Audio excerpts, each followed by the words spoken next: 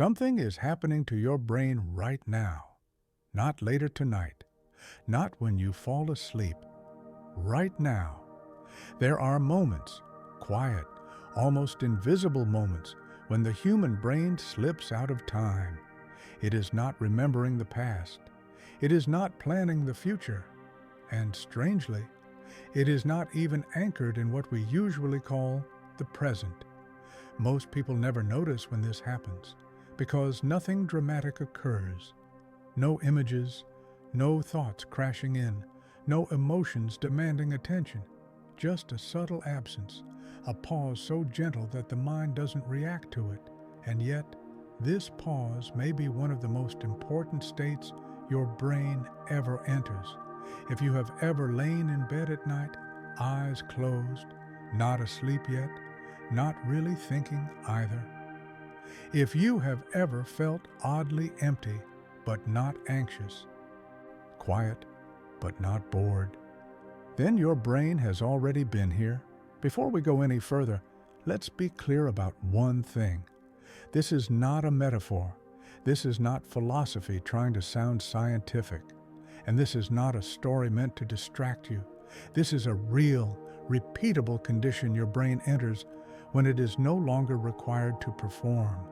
And if that idea already pulls at something inside you, if you feel that small recognition, that almost forgotten familiarity, then pause for just a second, like this video.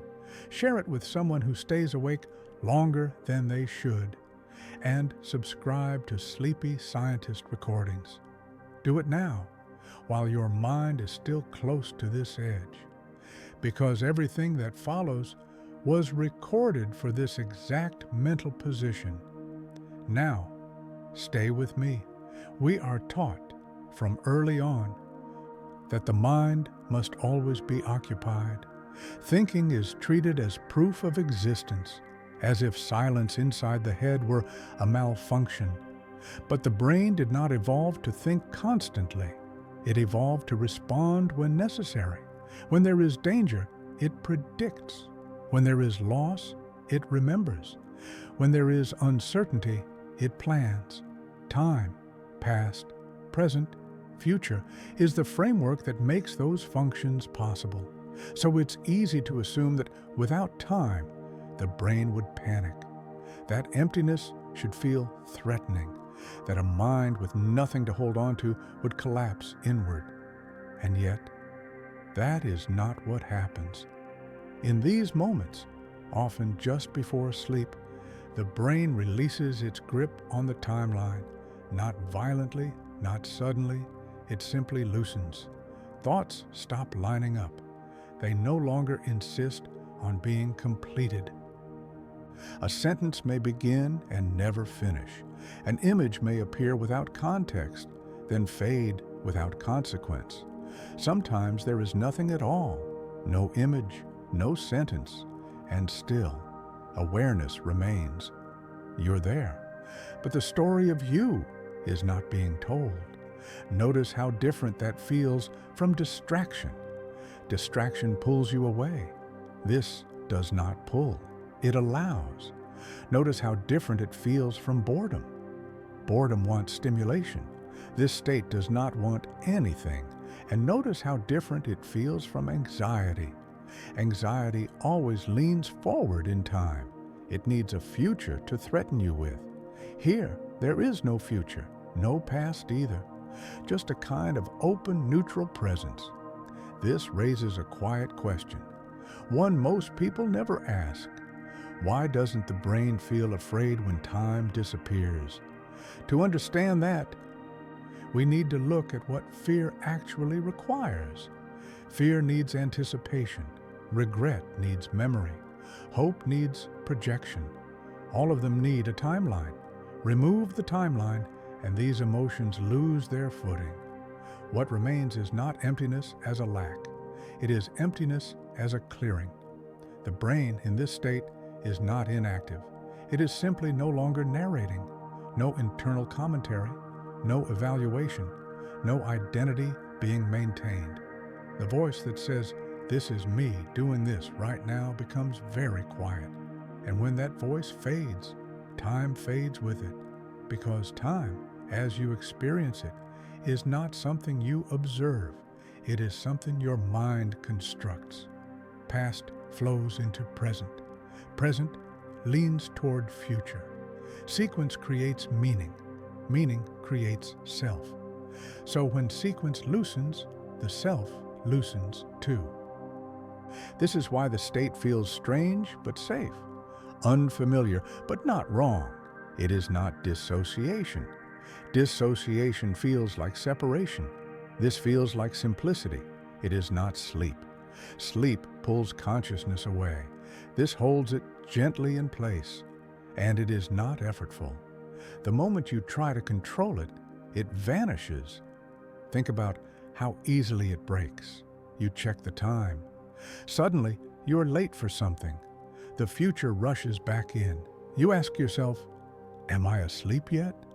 Now there is a goal, a before and an after. You wonder if tomorrow will be difficult. The timeline snaps back into place, and just like that, the state is gone. The brain has returned to its usual work, and yet it always comes back, night after night, between thoughts, between breaths, as if the brain remembers something the waking mind has forgotten. As if there is a default mode beneath the noise, a condition where nothing needs to be achieved. Modern life rarely allows this state to unfold during the day. Every pause is filled, every silence is interrupted. Even rest is optimized, tracked, measured. But the brain does not measure itself.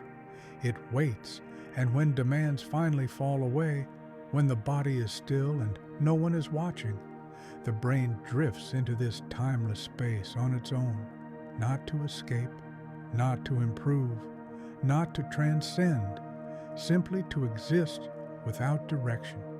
This is where many people misunderstand what is happening. They think the mind is shutting down, that attention is weakening. In reality, attention is still there. It just isn't pointed at anything, like light without an object to illuminate. And in that light, something subtle begins to happen. The sense of effort dissolves. The constant check-in, am I doing this right? Is this enough? What comes next?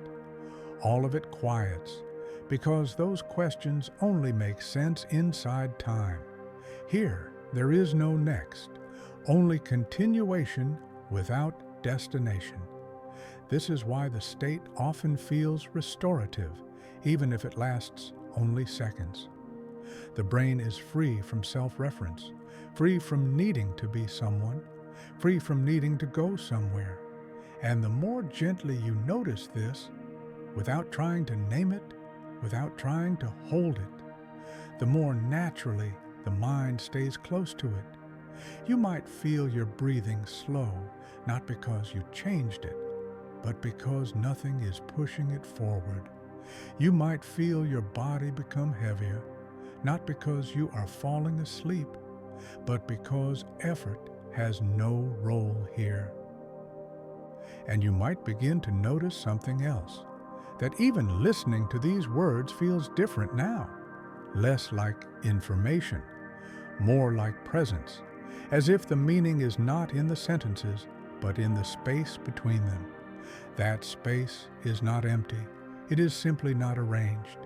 And as the brain remains here, awake, quiet, untethered from memory and anticipation, the familiar shape of time continues to thin, not disappearing, just loosening its hold, until the mind no longer knows where it is on the timeline, and doesn't feel the need to ask. The first thing that changes is not your thoughts. It's the way they arrive. They no longer line up. They don't wait their turn. They don't insist on being finished. A fragment appears, then another, unrelated to it, then nothing at all. And yet, there is no confusion. This is important. because confusion happens when the brain expects sequence and fails to find it. Here, the brain has quietly stopped expecting sequence altogether. Time is not breaking, it is being released. Most of the day, your mind operates like a thread pulled tight, one moment tied to the next, cause leading to effect, reason leading to outcome. That tension is what gives you direction. It is also what exhausts you. In this quieter state, the thread loosens. Moments no longer pull each other forward. They simply exist and dissolve. You might notice that sounds feel slightly different here. Not louder, not softer, just less urgent. The hum of a fan, the distant movement of air, even the sound of this voice. They don't ask to be interpreted. They pass through awareness without leaving a mark.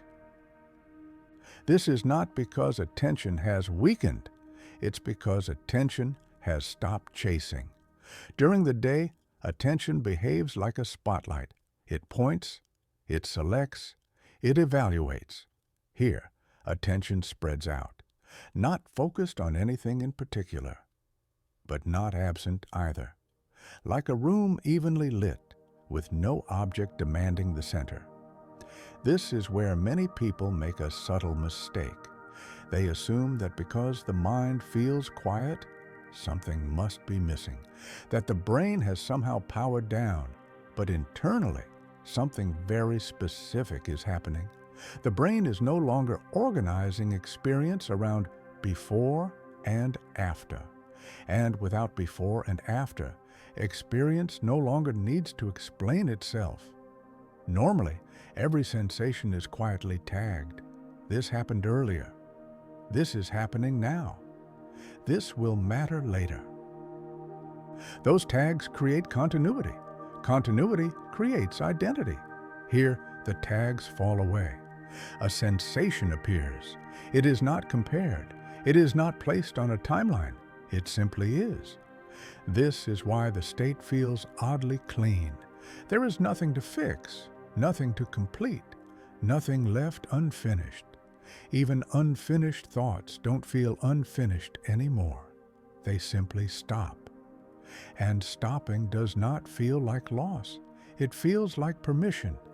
Think about how much of your mental energy goes into holding things in place, remembering what you were just thinking about, keeping track of what comes next, maintaining the thread so nothing gets lost. In this state, nothing needs to be held. The brain does not worry about losing thoughts because it is no longer collecting them. This is where the sense of effort begins to drain away. Not because you decided to relax, but because effort has no function here. Effort exists to move something forward in time, to improve a future moment.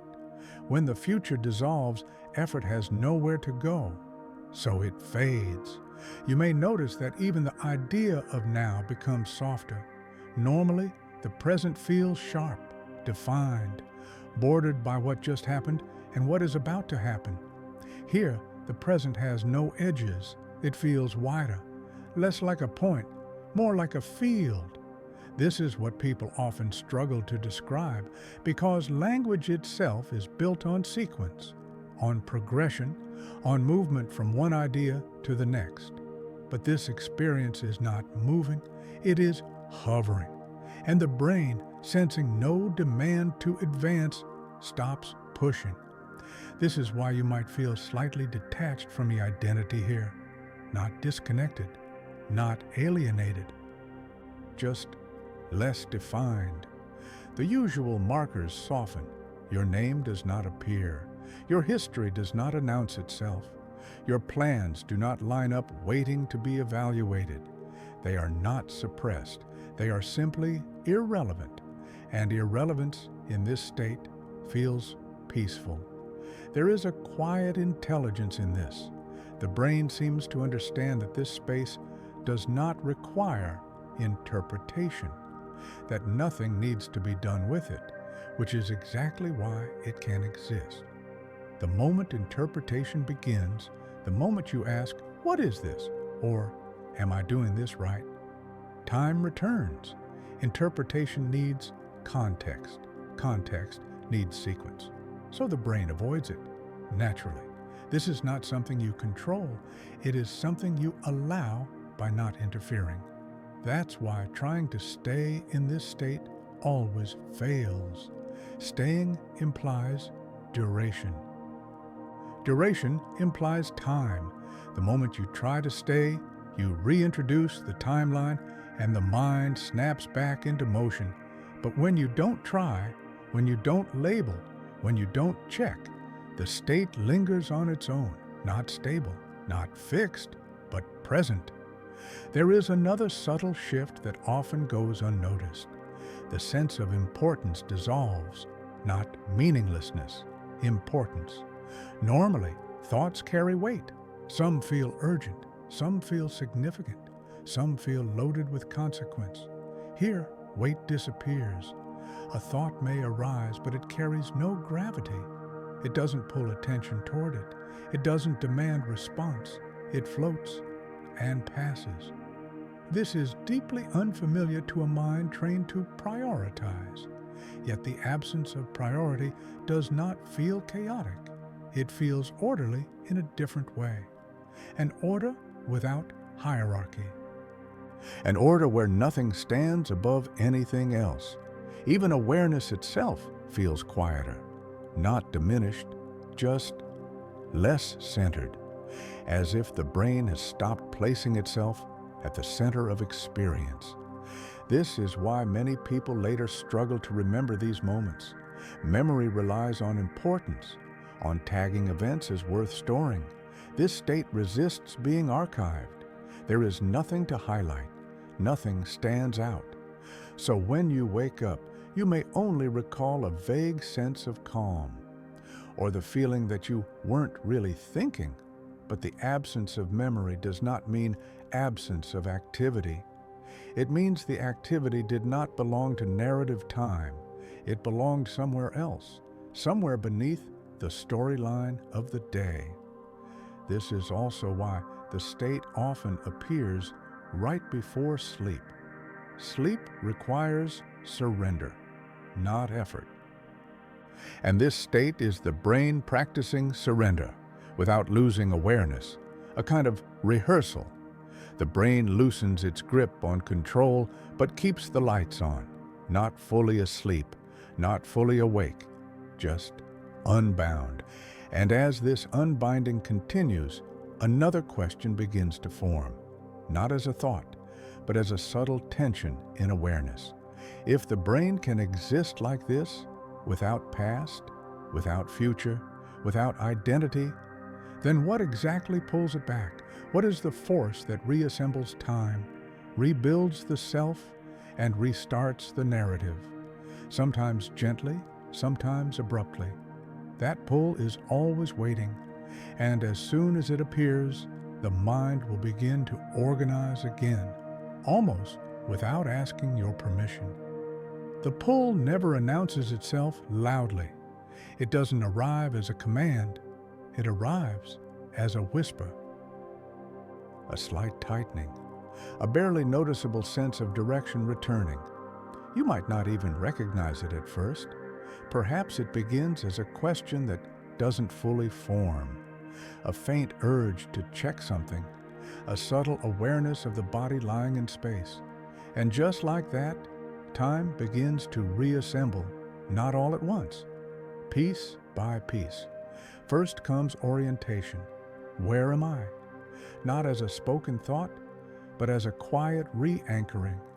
The bed beneath you becomes clearer. The room around you gains edges again.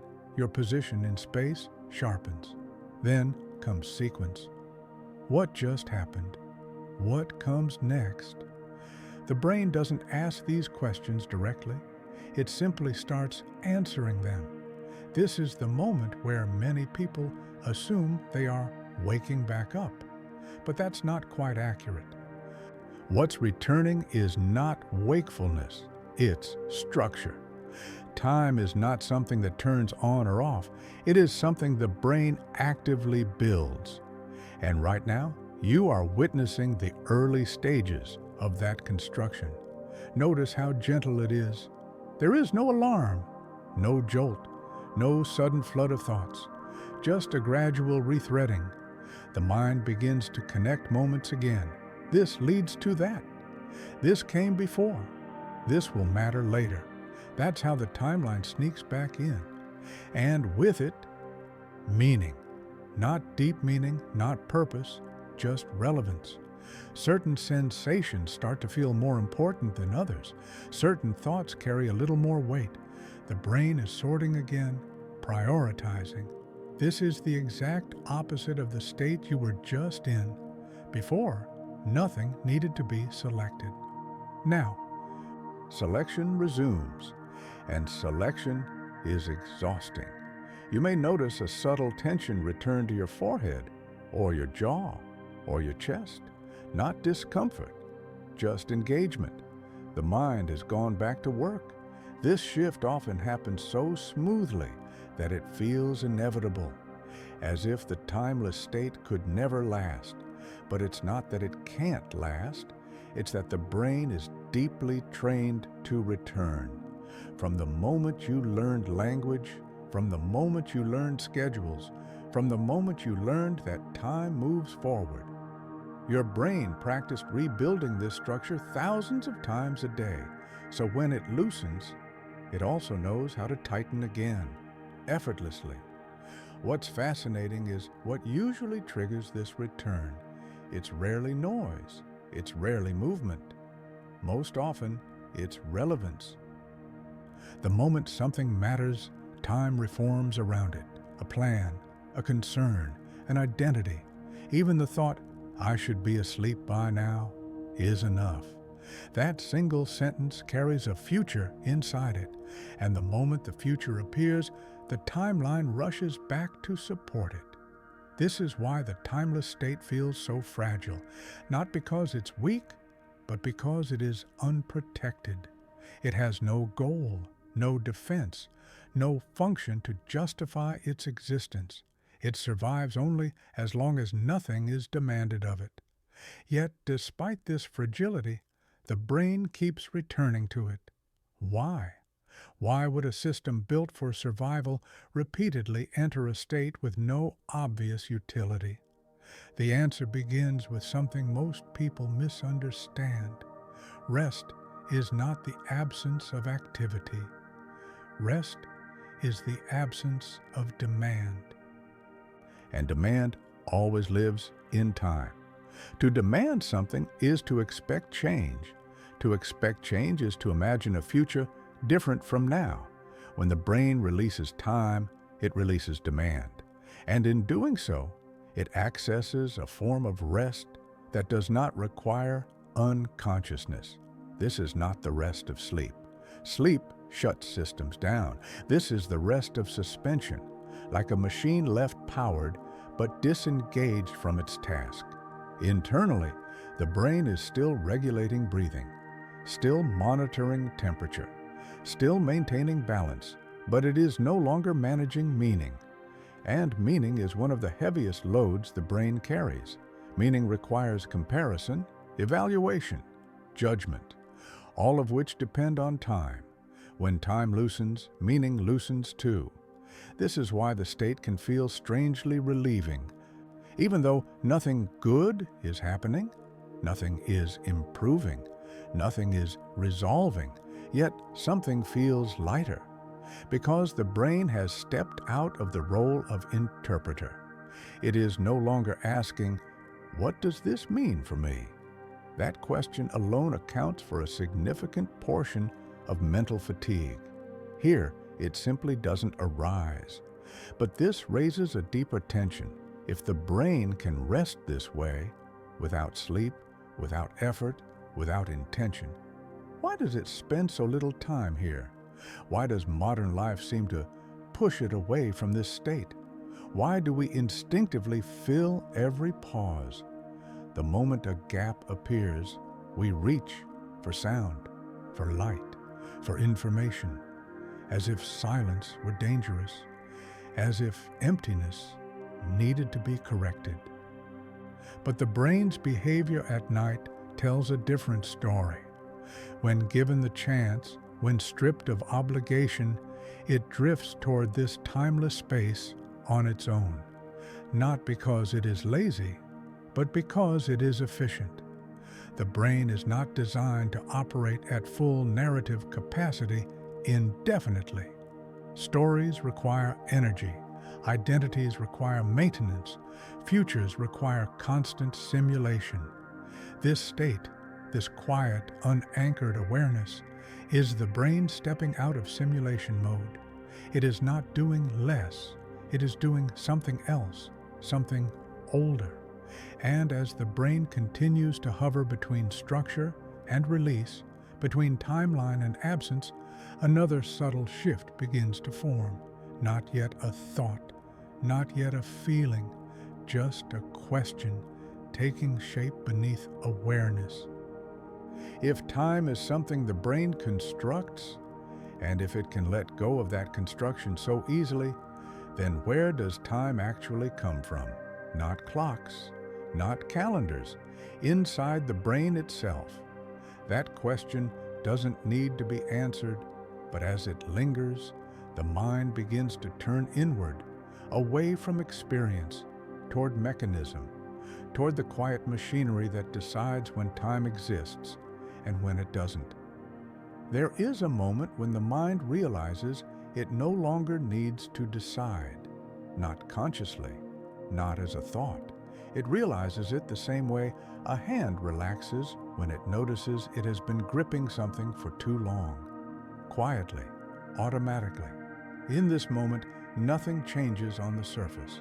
The room is the same. Your body is in the same position. The sounds around you haven't shifted. But internally, a threshold has been crossed.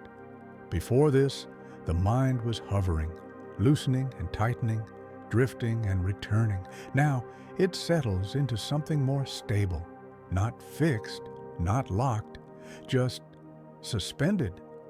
This is where many people struggle to describe what they're experiencing, because the usual reference points no longer apply. It doesn't feel like focus. Focus implies direction. It doesn't feel like distraction. Distraction implies escape. And it doesn't feel like rest in the way we're taught to understand rest. Rest usually means relief from effort. But here, effort is no longer part of the equation. What replaces it is a state that feels strangely complete, even though nothing is happening. This is the paradox.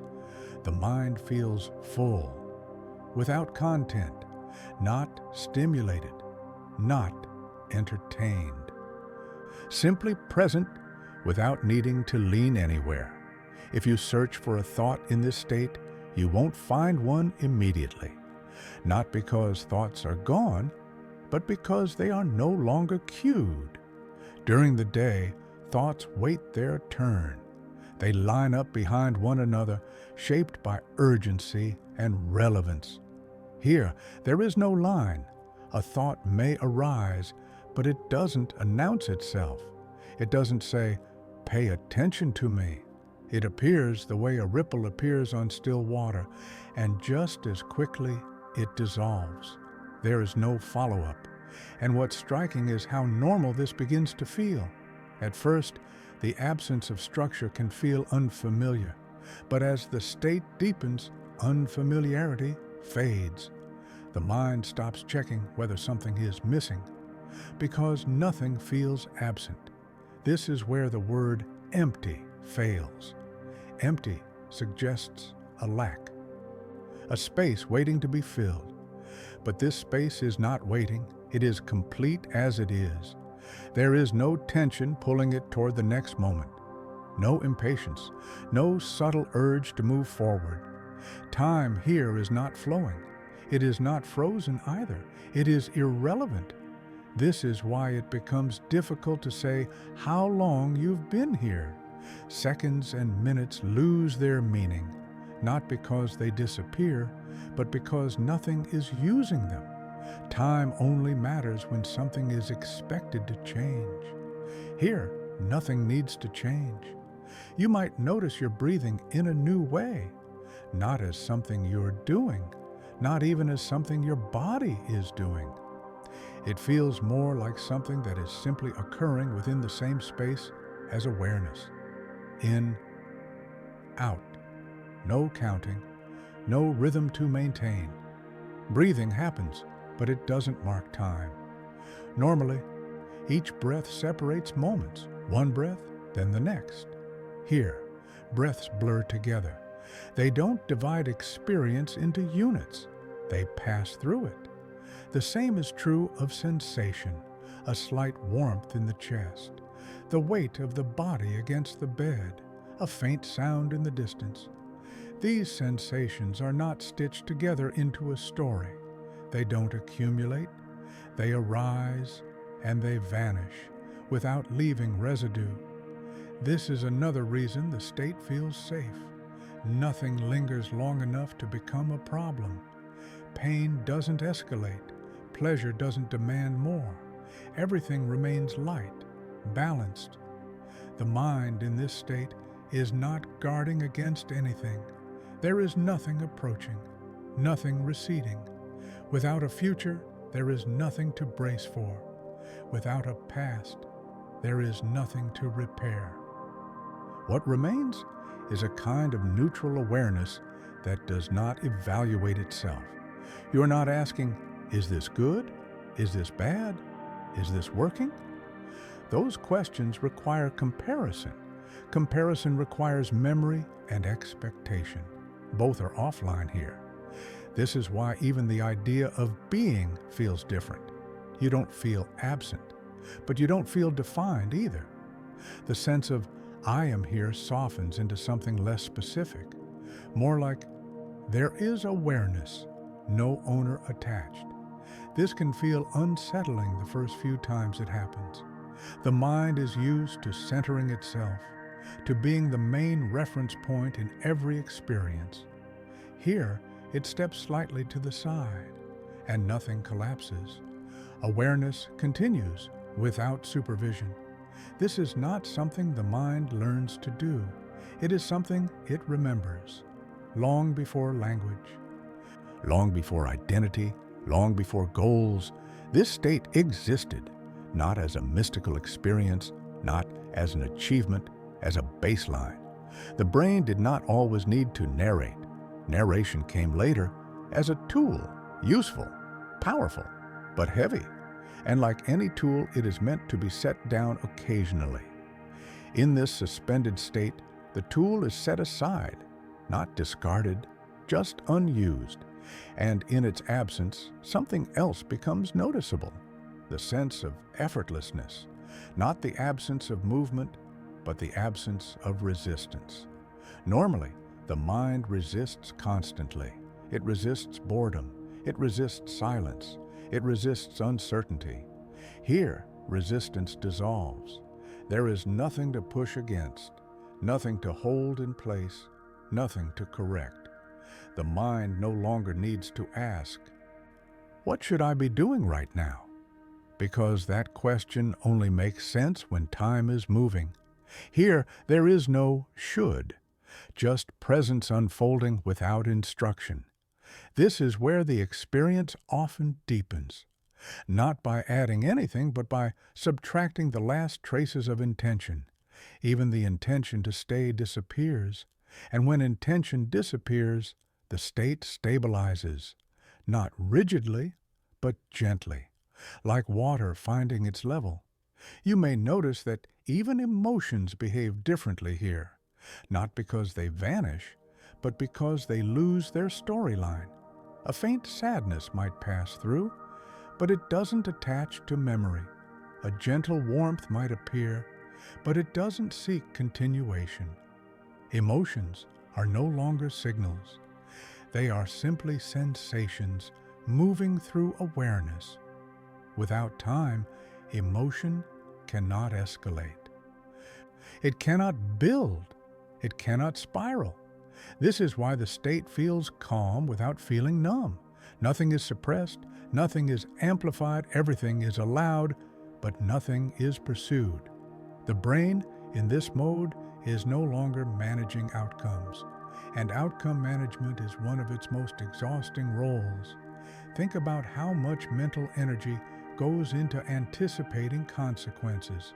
If I say this, if I do that, if this happens, all of that calculation requires a future. Here, calculation stops, and with it, a deep layer of tension releases. This is also why many people later describe this state as healing, even though nothing specific was healed. No insight occurred, no realization was reached. And yet, something feels restored because the brain was allowed to exist without pressure, without purpose, without evaluation. This is rare, and because it is rare, the mind often tries to name it afterward. It searches for a label. Was that meditation? Was that dissociation? Was that zoning out? But naming it brings it back into time, and the experience itself slips away, leaving only an aftertaste, a quiet clarity, a subtle lightness. What matters is not the name. What matters is recognizing that the brain has this capacity, that it does not always need to be oriented towards something. That awareness can exist without direction and without falling apart. This realization changes something subtle, not immediately, not dramatically, but it plants a question. If the brain can rest like this, without sleep, without effort, without intention, then perhaps exhaustion is not just about doing too much. Perhaps it is about never leaving time, never stepping outside the narrative, never allowing awareness to exist without a destination. And if that's true, then the moments before sleep are not just transitions, they are invitations. Invitations the brain accepts whenever it can, quietly, without asking permission. And as this state continues, as awareness remains suspended without timeline or identity, another layer begins to come into view, a layer most people never notice, because it sits beneath experience itself, the layer where the brain decides whether time is needed at all, and when it is not. That decision is not conscious. It happens automatically, deep within the systems that regulate attention, relevance, and survival. And once you begin to sense that decision forming, once you feel the brain hovering between structure and release, the question shifts again. Not what does this feel like, but why does the brain choose to enter this state? Now, there is a common assumption the mind has learned to accept without questioning, that when nothing is happening, something must be wrong, that emptiness is dangerous, that silence inside awareness is a sign of loss, instability, or threat. But notice what actually happens in this state. Nothing alarms you. There is no spike of fear, no urgent signal demanding attention, no instinct telling you to escape. And this is not because the brain is unaware, it is aware, fully. So why doesn't it react? To answer that, we need to move beneath experience itself, beneath thoughts, beneath emotions, to the system that decides when fear is necessary. Fear does not arise randomly. It is not triggered by absence. Fear is triggered by prediction. Something might happen. Something could go wrong. Something is approaching. Fear is always oriented toward a future. Even panic, raw, overwhelming panic, contains a timeline. This will get worse. I won't be able to stop it. Something bad is coming. Without a future, fear has nowhere to stand. And in this state, the future is not simply ignored. It is unavailable, not suppressed, not pushed away, just offline. The brain here is not scanning ahead. It is not simulating outcomes. It is not rehearsing scenarios. Those systems are quiet. This is crucial because anxiety is not an emotion in isolation. It is a process, a loop. The brain imagines a future, evaluates it as threatening, then prepares the body to respond. Heart rate increases, muscles tighten, attention narrows, but preparation requires direction. It requires a next moment to prepare for. In the absence of that next moment, the loop cannot complete, so anxiety never fully forms. This is why the emptiness feels neutral instead of frightening. The brain is not confused, it is simply not engaged in forecasting. Think about how different this is from numbness. Numbness feels flat because sensation is dulled. This does not feel dulled. Sensations are clear. You can feel your body. You can hear sounds. What's missing is urgency. Nothing needs to happen to keep you safe. This is the key difference. The brain's primary role is not to think. It is to protect, and in this state, there is nothing to protect against. The body is still. The environment is stable. There are no incoming threats. The brain recognizes this instantly. And when there is no threat, fear systems do not activate. They don't linger just in case. They conserve energy. So what feels like emptiness to the thinking mind feels like safety to the nervous system. This is why the state often feels oddly comforting. Not pleasurable, not euphoric, just okay. As if everything is momentarily settled. You may notice that even your body reflects this. Breathing remains slow and unforced. Muscles soften instead of bracing. The jaw unclenches. These are not conscious choices.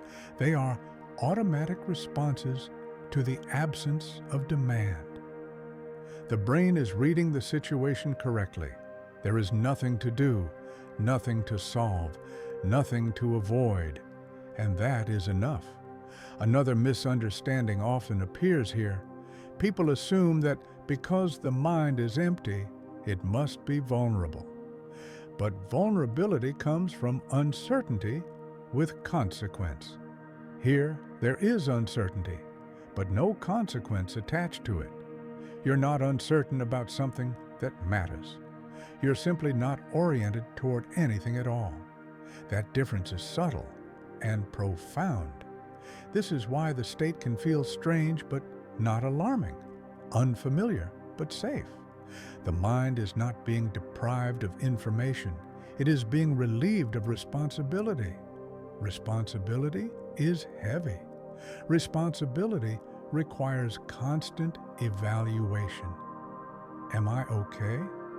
Is this okay? What should I do next? All of those questions disappear here, not because they were answered, but because they were never asked. And without questions, there is nothing for worry to attach itself to. This also explains why the moment a question appears, the state begins to dissolve. What time is it? Should I be asleep already? What happens after this? Each question reintroduces consequence. Each consequence pulls the future back into awareness. And with the future comes vulnerability. The brain is remarkably consistent about this. Safety equals present conditions without projected change. Danger equals imagined change with unknown outcome. In this state, change is not imagined, so safety dominates. This is not philosophical, it is biological. Your nervous system is designed to relax when there is no anticipated demand, and demand only exists in time. This leads to another important realization. The calm you feel here is not created by relaxation. It is revealed by the absence of strain. Most of the day, calm must be manufactured. We breathe deeply. We distract ourselves. We manage stress. Those are efforts. Here, calm requires no effort because the source of tension, the timeline, has loosened. This is why the state feels effortless rather than controlled, you are not calming yourself. Calm is what remains when nothing is being pulled forward. This also explains why trying to recreate the state deliberately often fails. The moment you try, you introduce intention. Intention implies a future, a goal, and with that, the brain leaves the state, not because you did something wrong, but because you asked it to do something at all. This state exists only when the brain is allowed to stop answering questions, including the question, how do I stay here? That question alone is enough to collapse it. So, the calm you feel is fragile, but not weak. It is simply non-defensive. It does not protect itself. It does not persist by force. It appears when conditions allow, and disappears when conditions change. This is how biological systems behave when they are not threatened. They do not cling. They do not resist. They adjust. Another subtle thing happens here that often goes unnoticed. The brain stops monitoring itself. During the day, a significant portion of attention is spent on self-checking. Am I tired? Am I bored? Am I engaged enough? Self-monitoring creates distance. Here, that monitoring fades, not because awareness is gone, but because awareness no longer turns inward to evaluate itself. There is no meta layer asking, how am I doing right now? And without that layer, the experience feels simpler, cleaner. This is why the state can feel deeply restful, even if it lasts only moments. The brain has stepped out of self-surveillance. No performance, no optimization, just being. But this raises a deeper question. If emptiness without time feels safe, and thinking without time feels unnecessary, then why does the brain spend so much of its life anchored to timelines? Why are we almost always somewhere else, in memory or anticipation, instead of here? The answer does not lie in preference. It lies in function. Time is useful. Narrative is useful. Identity is useful. They help us survive, plan, and coordinate.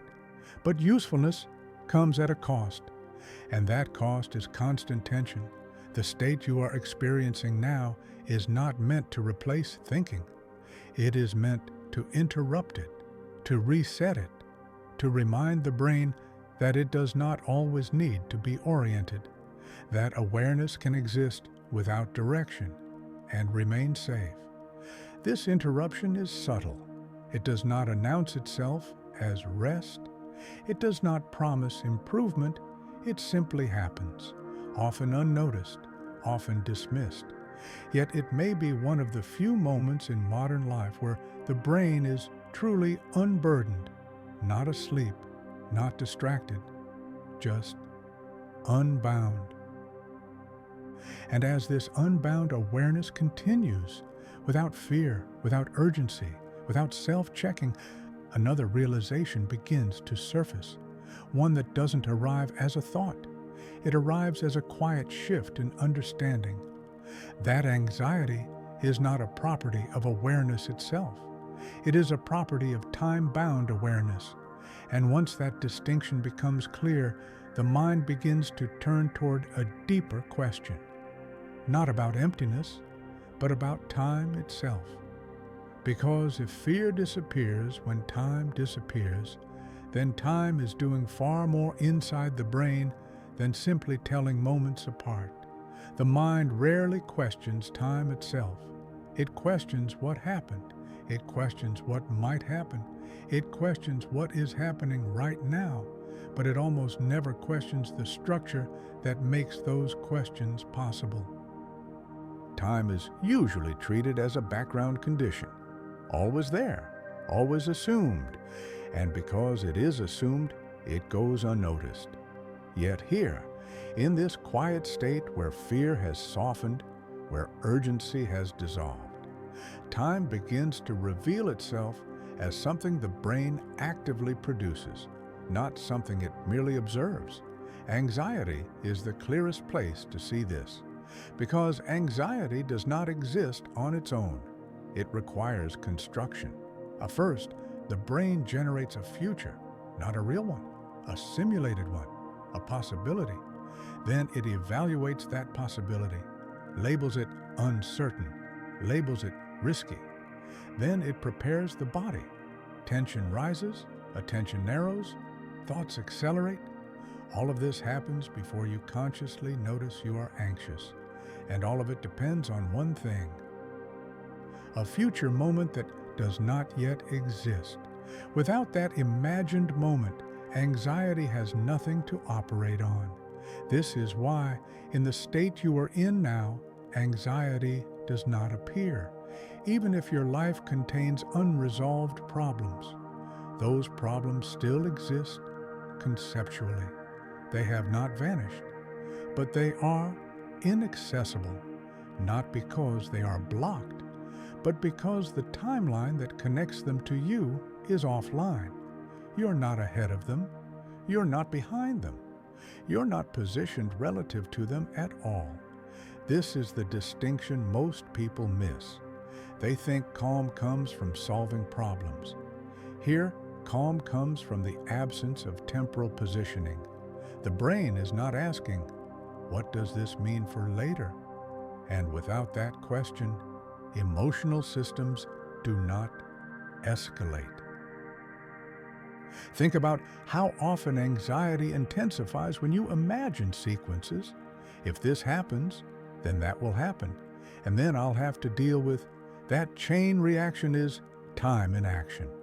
Anxiety is not the first link, time is. Anxiety is what emerges when the brain believes the chain matters. In this timeless state, the chain never forms, not because the brain is incapable, but because it is unnecessary. This is why the state feels stable rather than fragile. It is not being held together by effort. It is sustained by the absence of prediction. The nervous system reads this absence as safety, not permanent safety, not guaranteed safety, just current safety. And current safety is enough. This challenges another common belief. That calm requires reassurance. That the brain needs to be convinced everything will be okay, but reassurance is future-oriented. It will be fine is a statement about what hasn't happened yet. Here, there is no will. There is only what is already the case, and what is already the case is neutral. The body is intact. The environment is quiet. No immediate threats are detected. So the nervous system relaxes. This relaxation is not earned. It is default. The default state of a brain that is not forecasting danger. You might notice how different this feels from distraction. Distraction replaces anxiety with something else: noise, stimulation, movement. This replaces anxiety with nothing, and nothing is sufficient. This is unsettling to a mind trained to equate emptiness with loss. But biologically, emptiness without threat is not loss. It is rest. There is another subtle shift happening here. The brain stops rehearsing. Most mental fatigue does not come from events. It comes from rehearsal, running conversations in your head, replaying moments, imagining outcomes. Rehearsal is time-intensive. It requires maintaining continuity across imagined moments. Here, rehearsal halts, not forcefully, naturally, because there is no future moment to rehearse for. This is why the mind feels quieter rather than dull. Nothing has been suppressed. The machinery has simply powered down because it is not needed. This distinction matters. Suppression creates tension. Cessation does not.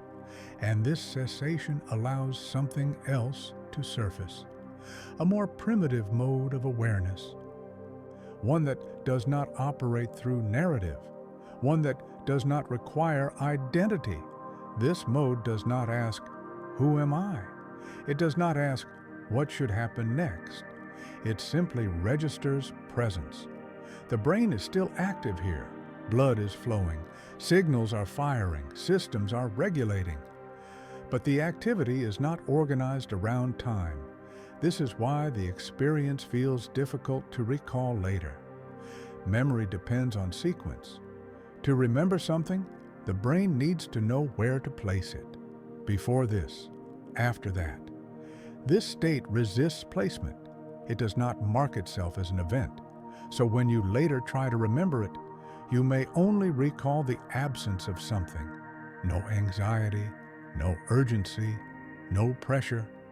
That absence is the clue. It tells you time was not running in its usual way. Another misunderstanding often arises here.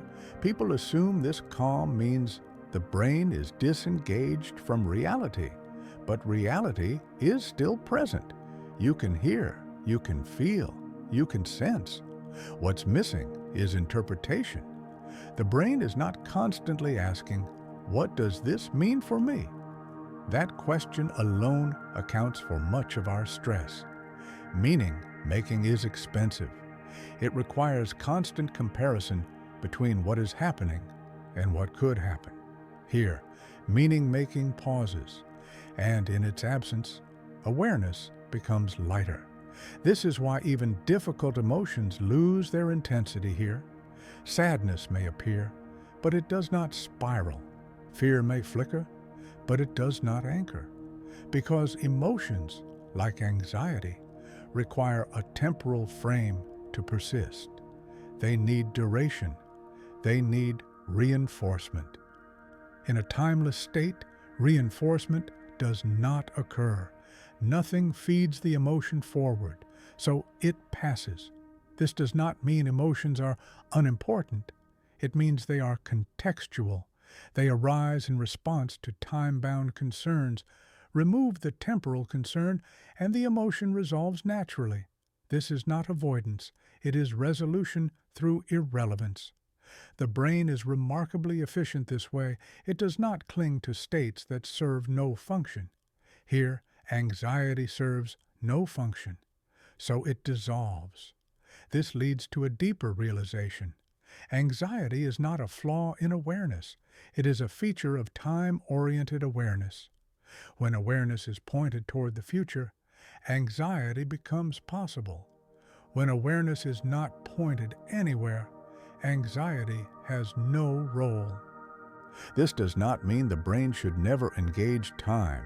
Time is essential, but it is not meant to be continuous. Just as muscles require periods of contraction and release, the mind requires periods of orientation and suspension. Modern life emphasizes contraction. Always forward, always next. This state, this quiet, timeless awareness, is the release phase. It does not solve problems. It resets the system that approaches them. And because it is not framed as productivity, it is often overlooked. Yet the brain seeks it anyway, night after night, between thoughts, between breaths, as if it knows that without these interruptions, the strain of time would accumulate unchecked. And as the brain rests here, free from prediction, free from rehearsal, another subtle process begins. Not emotional, not cognitive, structural. The sense of I begins to thin, not disappear, just loosen. Because the self, like anxiety, is deeply tied to time. It exists through continuity, memory, expectation, and when those threads relax, the self relaxes with them. This is not loss, it is quiet, and as that quiet deepens, as awareness remains without timeline or fear, the mind drifts toward an even more fundamental question. Not about anxiety, not about calm, but about identity itself. Because if anxiety fades when time fades, what else depends on time inside the brain? And what remains when time is no longer needed? That question does not demand an answer. It simply hangs in awareness as the mind continues to exist without leaning forward or looking back. Even when the story falls silent, the brain does not stop. This is one of the most persistent misunderstandings about mental quiet. People imagine silence as emptiness, inactivity, a kind of shutdown. But inside the brain, nothing has shut down at all. Signals are still moving. Systems are still regulating. Awareness is still present. What has disappeared is not function, but narration. The brain has stopped telling a story about what is happening. Most of the time you live inside that story without noticing it. There is a voice, sometimes loud, sometimes subtle, that constantly frames experience. This is happening to me. This matters. This connects to that. This leads somewhere. That voice is not an add-on. It feels essential. So when it quiets, the mind assumes something important is missing. But watch closely. The moment narration fades, perception does not. You can still hear, still feel, still sense space. The difference is that these sensations are no longer being threaded together. No cause, no consequence, no meaning assigned, just raw registration. This is the brain operating without commentary, and it is remarkably comfortable doing so. The commentary system evolved for a reason. It helps you predict, it helps you plan, it helps you survive in complex social environments, but it is not the brain's only mode. Long before language, long before memory was organized into identity, the brain sensed the world directly. Movement, light, sound, without explanation. That older mode never disappeared. It was simply overshadowed. And in this state, when time has loosened, when anxiety has faded, the older mode resurfaces, not dramatically, not nostalgically, quietly. This is why the experience feels strangely natural, not new, not learned, remembered. The brain is still doing an enormous amount of work here, regulating breathing, maintaining posture, monitoring the environment at a low level. But it is no longer translating experience into narrative. It does not say, I am breathing. It does not say, I am safe. It does not say, I am tired. Those are interpretations. Here, interpretation is unnecessary, and because interpretation is unnecessary, it is suspended. This suspension changes how experience unfolds. Normally, every sensation is quickly absorbed into a story. A sound becomes a distraction. A sensation becomes discomfort. A thought becomes a problem. Here, sensations remain what they are. A sound is just vibration. A sensation is just pressure. A thought is just an appearance that does not demand continuation.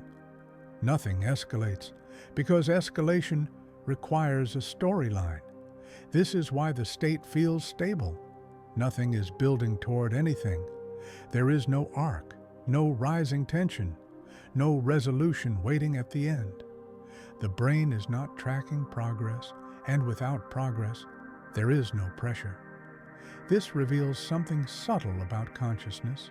Much of what you experience as mind is not awareness itself, but awareness organized into narrative. Take away the organization, and awareness remains lighter, quieter, less defined. This can feel disorienting at first.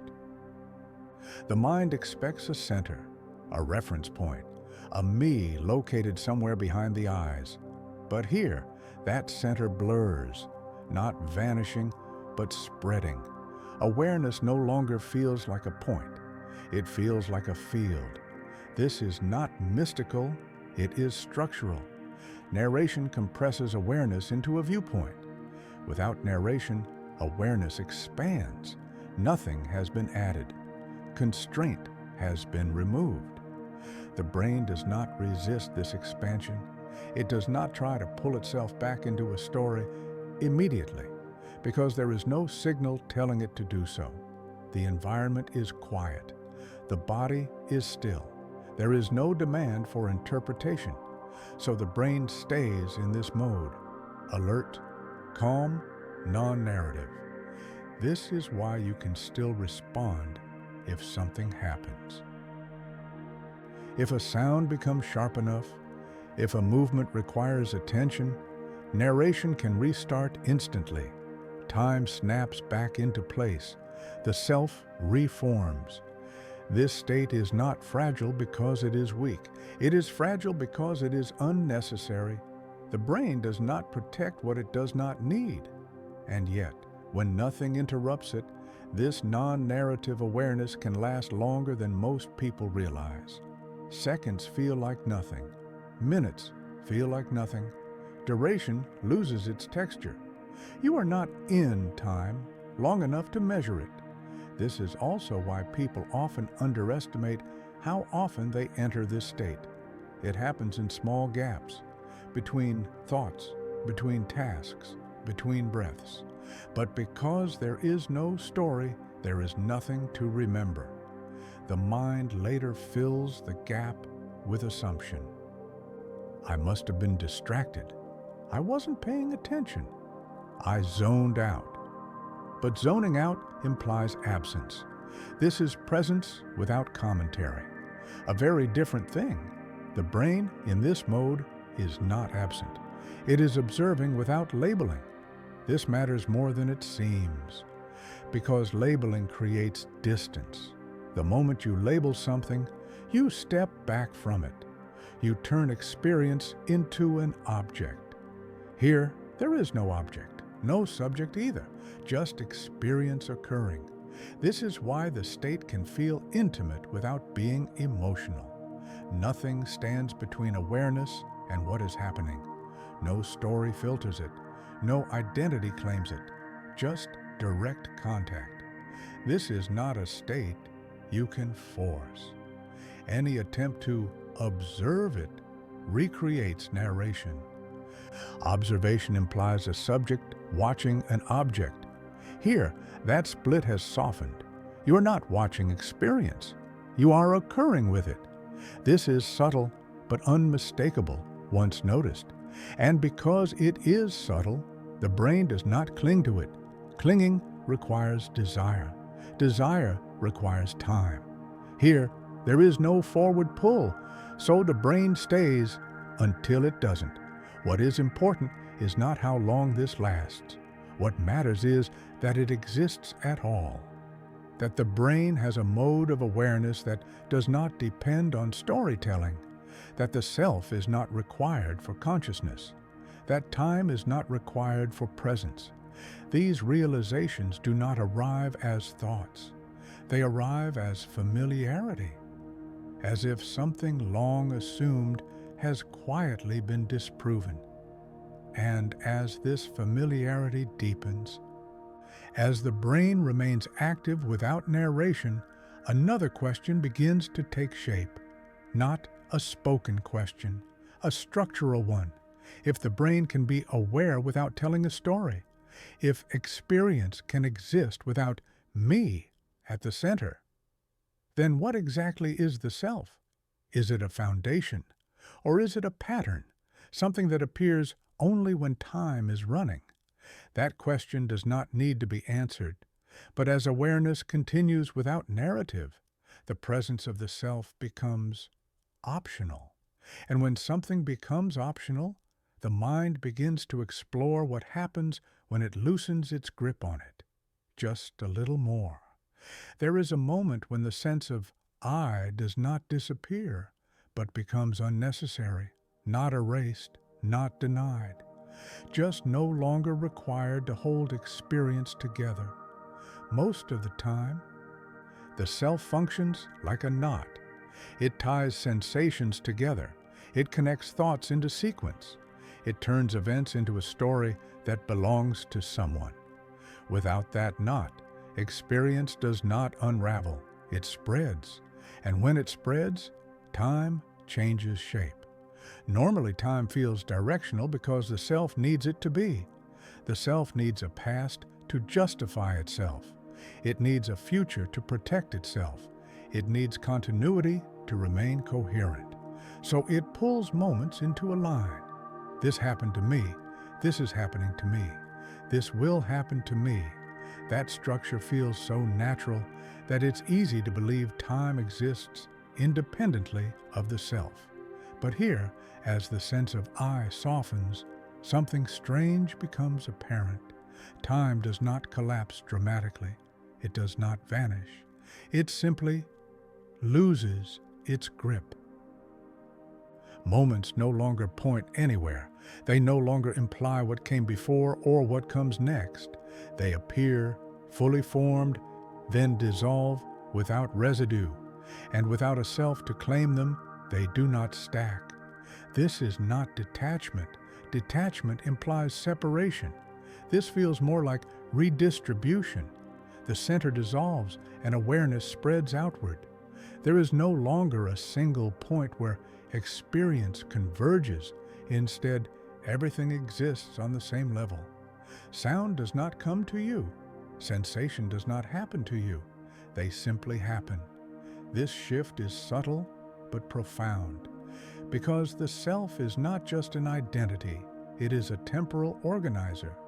It decides what matters by placing things on a timeline.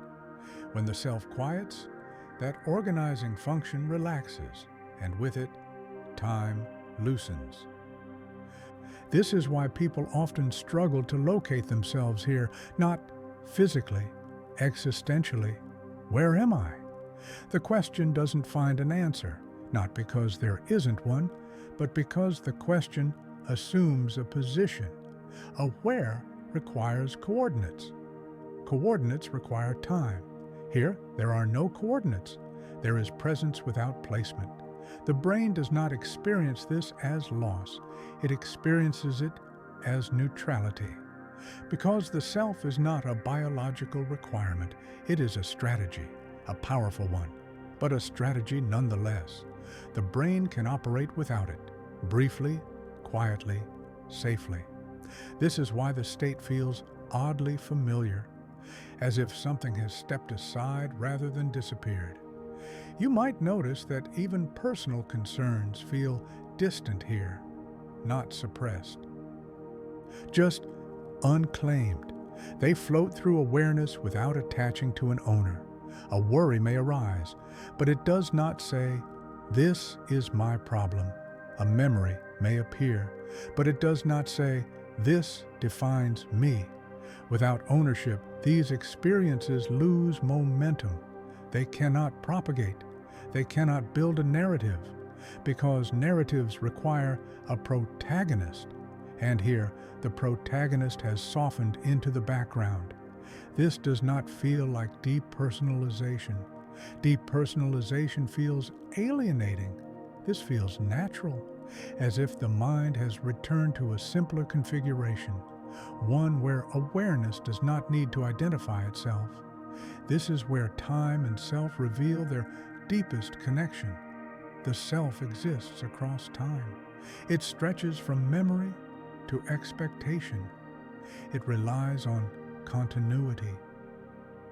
So when continuity loosens, the self loosens with it. And when the self loosens, time loses its anchor. They dissolve together, not abruptly, gradually. This is why the experience does not feel dramatic.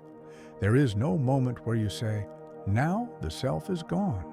There is simply a moment where the question, "Who am I right now?" no longer arises. And without that question, the answer is unnecessary. Awareness continues. Experience continues. Nothing breaks. This realization carries a quiet implication. That much of what feels solid in daily life, identity, urgency, importance, depends on a continuous sense of self moving through time. Remove that movement, even briefly, and those structures soften. This is not a philosophical statement. It is experiential. You can feel it. The absence of pressure the absence of narrative weight. Nothing needs to be protected here. Nothing needs to be justified. The brain does not defend an identity when it is not being used. This is why the state feels safe. There is nothing to lose. Loss requires ownership. Ownership requires self. Without self, loss has no target. Even death does not appear here. Not because it is denied, but because death is a future concept. And here, the future is not accessible. This is one reason why many people describe these moments as peaceful in a way that is difficult to explain. Not happiness, peace. Peace is what remains when there is nothing to secure, nothing to preserve, nothing to carry forward. The brain recognizes this condition as low risk, so it does not intervene. It allows the state to persist until something requires intervention, a sound, a thought, a question. And the moment a question appears, the self begins to reform, because questions need a questioner, and questioners need time.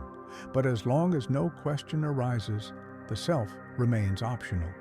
This optionality is important because it reveals that identity is not a constant. It is a process the brain can pause. This does not diminish identity, it contextualizes it. Identity is useful, but not always necessary, and when it is unnecessary, the brain sets it aside, gently, without conflict. This also explains why trying to let go of the self never works. Trying implies a self trying to remove itself. A contradiction. The self only loosens when it is not needed, not when it is attacked, not when it is rejected, just when it becomes irrelevant. This irrelevance happens naturally at night, when social demands disappear, when goals pause, when there is no audience. The brain stops performing, and without performance, the performer fades. This fading is not dramatic. It is subtle enough that it often goes unnoticed, but its effects are profound, because in this state, time is no longer something you move through.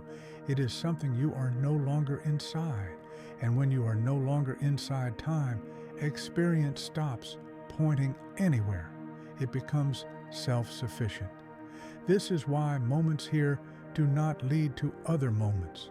They do not accumulate. They do not progress. They simply occur and then release themselves. This is also why the state feels difficult to articulate later. Language requires a subject, a speaker, a timeline. Here, none of those are emphasized. So when you later try to explain what happened, words feel inadequate. You may say, "I wasn't really thinking," or "I kind of drifted." But those phrases miss the essence. You were not drifting away. You were resting without a center.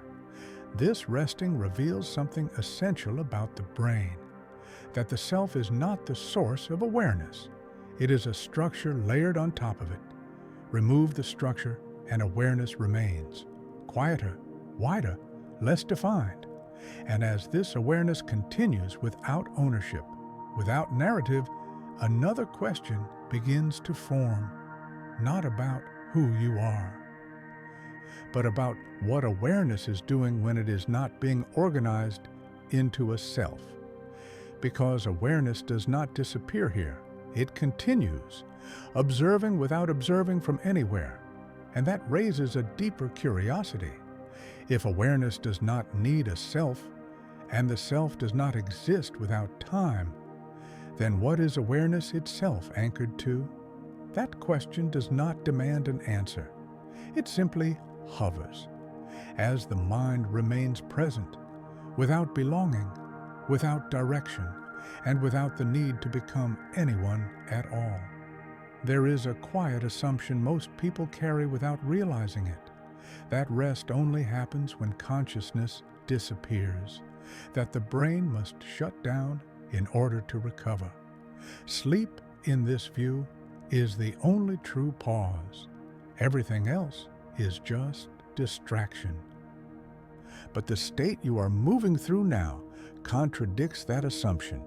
You are not asleep. You are aware. You can hear. You can feel. And yet, something inside the brain has clearly stepped out of work, not surface work, deep work, the kind of work that consumes energy without you noticing. During the day, the brain is not only responding to what is happening, it is constantly predicting what might happen. This predictive activity is relentless. It simulates conversations before they occur, replays moments after they pass, evaluates possible futures again and again. This simulation is one of the most expensive processes the brain runs, and it almost never stops while you're awake. Until now. In this state, simulation pauses. Not because the brain is incapable, but because there is nothing to simulate for. No future moment is being prepared. No scenario is being rehearsed. This is not sleep. In sleep, awareness collapses. Memory encoding shifts.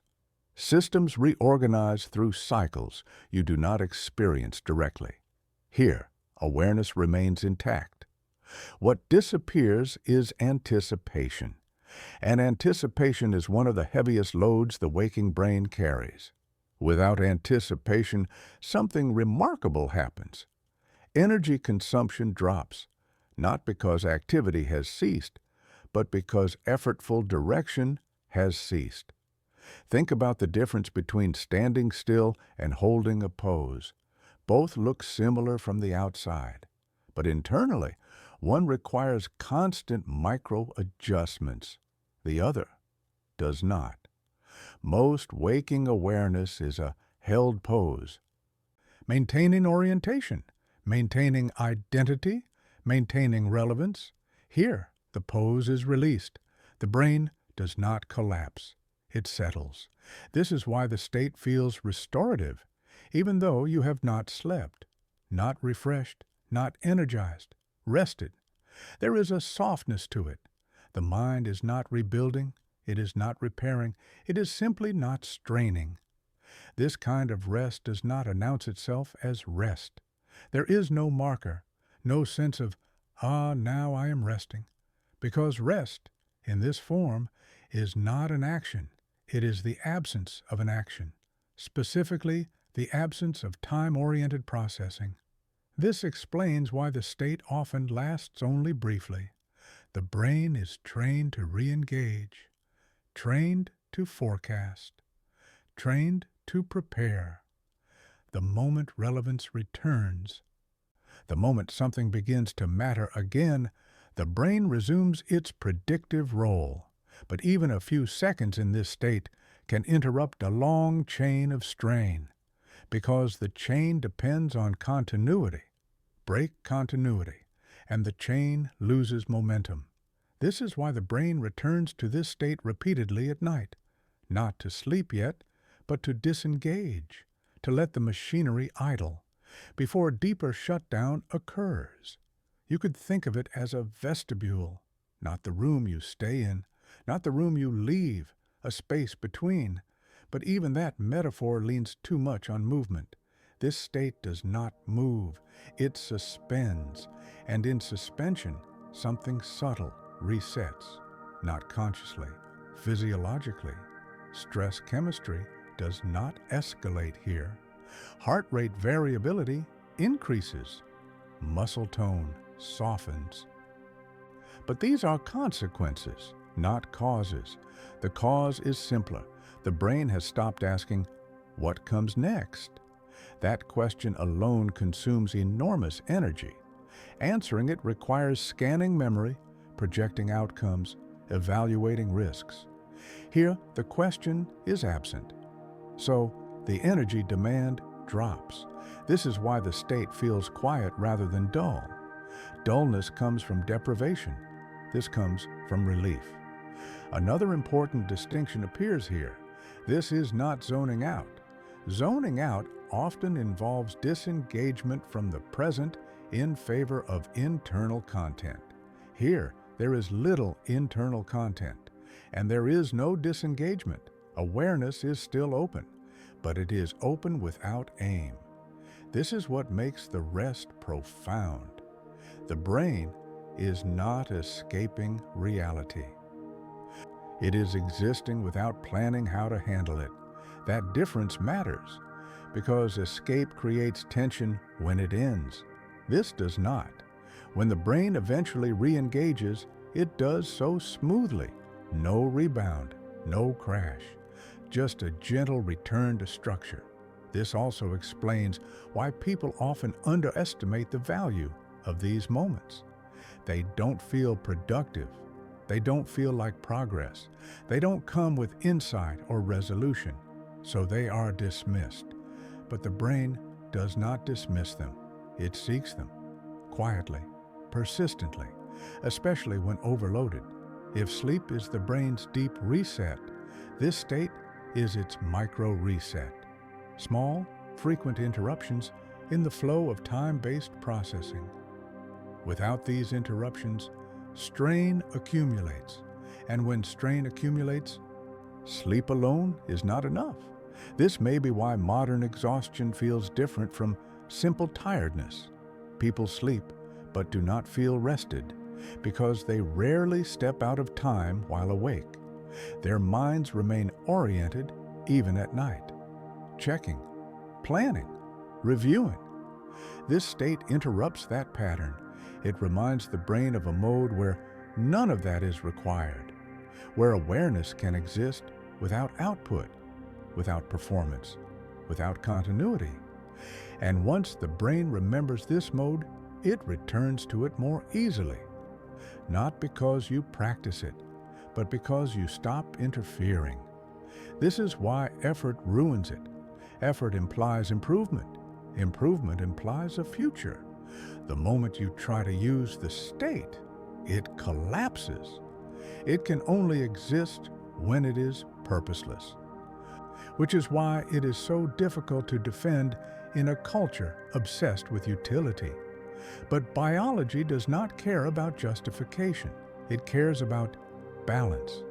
And this state restores balance by disengaging the systems that run constantly without rest, the ones that simulate time, the ones that maintain identity, the ones that keep asking, what does this mean for me? Here, meaning is unnecessary, and in its absence, the brain recovers, quietly, efficiently, without needing sleep. And as this resting state continues, as awareness remains present without prediction, another layer of the experience begins to emerge. Something subtle, not a sensation, not a thought, a shift in how the brain relates to itself.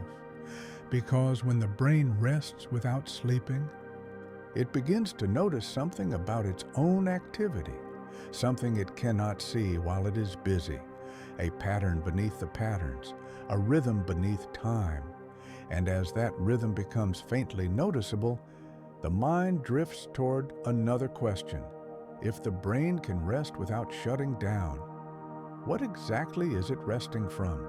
That question does not need to be answered yet, but it begins to reorient awareness, away from experience, toward the quiet architecture beneath it. At some point, the mind begins to wonder whether this quiet has been studied, not out of curiosity, out of instinct, as if part of the brain wants confirmation, not explanation, just reassurance that this state is not imagined.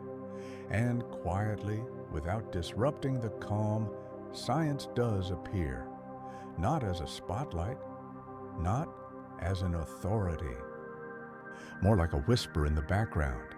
Researchers who observe the resting brain have noticed something unusual. When the mind is not focused on a task, not responding to stimuli, not solving a problem, activity does not disappear. Instead, it shifts. Certain networks soften, others remain quietly active. The brain does not idle randomly. It reorganizes. But what matters here is not the terminology, not the names of regions or systems. What matters is the pattern. When the brain stops orienting itself toward time, toward goals, outcomes, and consequences, the circuitry responsible for self-referencing grows quieter, not silent, just less dominant. This aligns precisely with what you are experiencing. Less commentary, less narrative weight, less sense of being pulled somewhere. Meanwhile, the systems responsible for basic awareness remain online. You are still conscious, still sensing, still present. This combination, awareness without narrative, is not accidental. It appears consistently in moments when the brain is allowed to rest without sleeping, before sleep, after long periods of focus, during rare moments of unstructured stillness. The science does not frame this as a special achievement. It does not label it enlightenment. It does not assign it a purpose. It simply notes that the brain behaves this way when it is not being asked to do anything in particular. And that is the important part, not being asked. The brain is exquisitely sensitive to demand. Even subtle demand changes how it organizes itself. A question, a goal, a problem. Each one pulls activity into a forward-facing orientation. Here, there is no demand. So the brain settles into a configuration that is older than planning, older than language, older than the idea of a self moving through time. This configuration is not efficient in the way productivity is measured. It does not produce output, but it is efficient biologically because it reduces internal friction. There is less crosstalk between systems, less checking, less simulation. The brain is not testing possibilities. It is not rehearsing. It is not comparing. It is simply maintaining the organism. And that maintenance does not require a storyline. This is why the state feels quiet without feeling empty, because nothing essential has been turned off. Only what is unnecessary in this moment. There is something else researchers notice when observing this state. The brain becomes less hierarchical. Normally, certain processes dominate. They take priority. They decide what matters. Here, that dominance fades. No single signal insists on being central. Activity is more evenly distributed. This mirrors your experience. Nothing feels more important than anything else. A sound does not override a sensation. A sensation does not override awareness. Everything exists on the same plane. This equality is unusual for a mind trained to prioritize, and yet it feels natural, because prioritization is a tool, not a requirement. The brain does not prioritize when it does not need to act. It equalizes. This equalization is deeply calming, not emotionally, structurally. It reduces internal competition, and where there is less competition, there is less tension. The science does not describe this as relaxation. It describes it as a different mode of operation, one that emerges spontaneously, one that does not require instruction, one that cannot be forced, which explains why so many techniques fail to recreate it. The moment you try to produce the state, you introduce a goal. The moment you introduce a goal, the brain shifts out of it, because goals live in the future, and this state does not. It exists only when the future is irrelevant.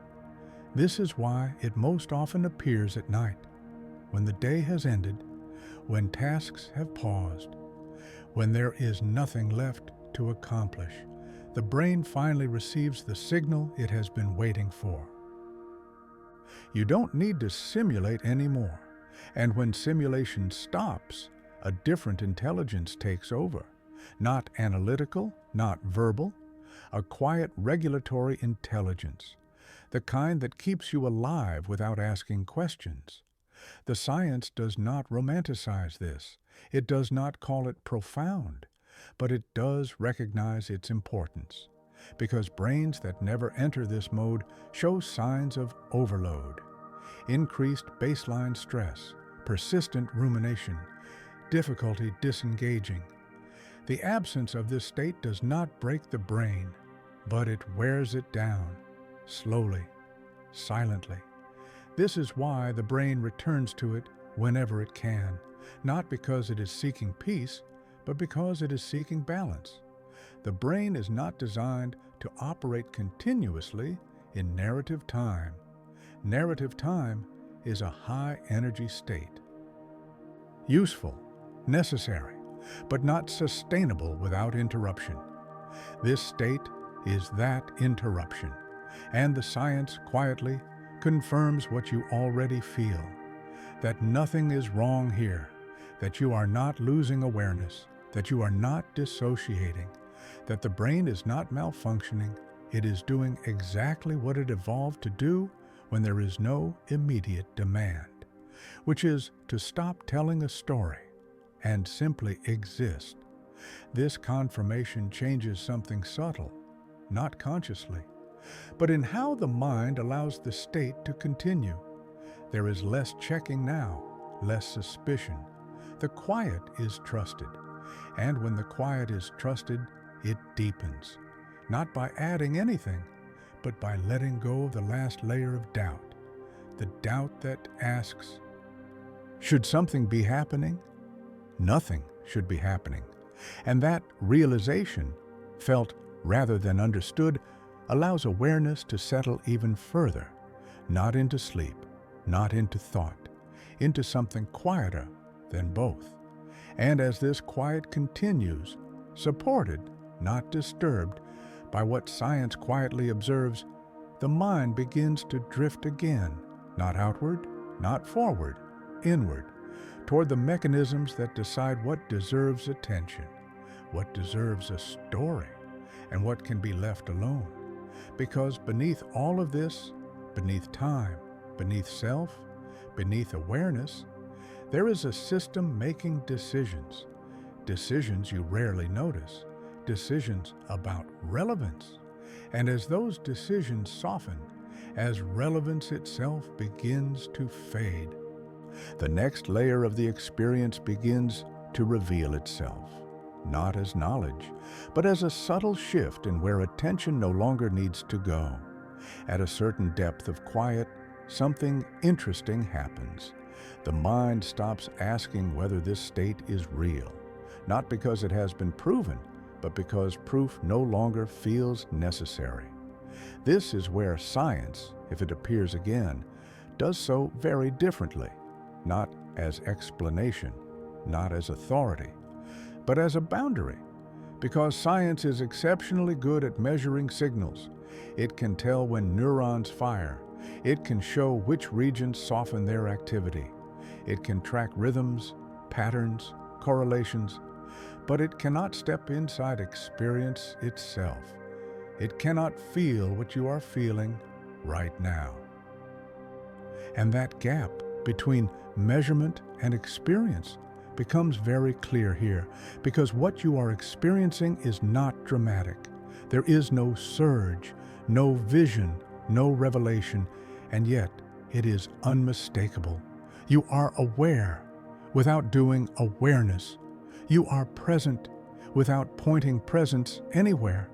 Science can tell us that this happens, but it cannot tell us what it is like to be here. And that limitation matters, not because science is lacking, but because experience does not reduce cleanly to description. The brain may show reduced activity in certain systems, but that does not explain the felt quality of relief. The brain may show sustained activity in awareness-related networks, but that does not capture the softness of not needing to respond. There is a difference between knowing about a state and being inside it. Here, that difference is undeniable. This is why explanations begin to feel less useful. not wrong, just unnecessary. Because explanations live in time. They move from premise to conclusion, from cause to effect. But this state is not moving. It is not progressing toward understanding. It is simply existing. So the mind no longer reaches for labels, not because labels are forbidden, but because they add nothing. You might notice that curiosity itself changes here. Normally, curiosity pulls forward. What is this? Why is this happening? What does it lead to? Those questions carry momentum. Here, curiosity loses its edge. It becomes diffuse, less of a drive, more of an openness. There is no urge to resolve anything, and without that urge, the mind stays where it is. This is the quiet point where many people feel tempted to turn the experience into meaning, to say, this must be important, this must signify something. But significance requires comparison. Important compared to what? Significant relative to when? Those questions bring time back into the room. Here, there is no reference point, so meaning does not attach. And without meaning, there is no pressure to remember. This explains why science struggles with this state in a subtle way, not because it is rare, but because it does not announce itself as an event. There is no clear onset, no clear offset. It blends into the background of consciousness. It does not stand out. And science relies on contrast. To measure something, it must be distinguishable. This state resists distinction. It does not feel like something new. It feels like something that was always available, just usually covered. This is why people often say, after the fact, I wasn't really thinking. But that description misses the point. You were thinking less, narrating less. But awareness was intact. And awareness without narration is not emptiness. It is unstructured presence. This is difficult to categorize. Too awake to be sleep, too quiet to be thought, too stable to be distraction. So, science describes the outer shape of the state, patterns, activity shifts, correlations, while the inner experience remains untouched. This is not a flaw. It is a boundary. And noticing that boundary changes how the mind relates to explanation. There is less urgency to understand, less need to frame the experience, because framing would shrink it. Words would pull it into sequence. Definitions would anchor it to identity. And the mind senses, quietly, that none of that is required. This is where many people misunderstand what understanding means. They assume understanding always involves clarity, insight, a conclusion. But here, understanding is closer to familiarity, recognition without articulation, the kind of understanding you have of your own breathing. You don't need to explain it to trust it, you simply let it continue. This is how the mind begins to trust this state, not because it has been validated, but because it does not need validation. It feels internally coherent, stable, safe, and that safety does not come from certainty. It comes from the absence of conflict. Nothing here is pushing against anything else. Thought does not compete with sensation. Attention does not compete with memory. Everything rests at the same level. This lack of hierarchy is deeply unfamiliar. Most waking consciousness is hierarchical. Some thoughts matter more than others. Some sensations demand response. Here, nothing rises above anything else. This equality is not imposed. It emerges naturally when time softens, because hierarchy depends on sequence. First, this matters. Then that matters. Without sequence, hierarchy dissolves. This is why the experience feels smooth, not exciting. smooth. And smoothness does not demand interpretation. It invites continuation. Science can tell us that the brain enters states like this, but it cannot tell us why they feel the way they do. That why does not exist as an answer. It exists as a lived quality. And as the mind recognizes this, it stops trying to extract something from the experience. No lesson, no takeaway, just allowance. Allowance for awareness to exist without being used. This is rare, and because it is rare, the mind often tries to capitalize on it, to make it useful. But usefulness is a future-oriented concept. Here, usefulness feels irrelevant. The brain is not resting to do something later. It is resting because rest is possible. That distinction is subtle but important. It means the state does not depend on outcome. It does not justify itself. It simply happens. And in happening, it resets something quietly. Not knowledge, not belief. Orientation. The mind no longer feels pulled toward explanation.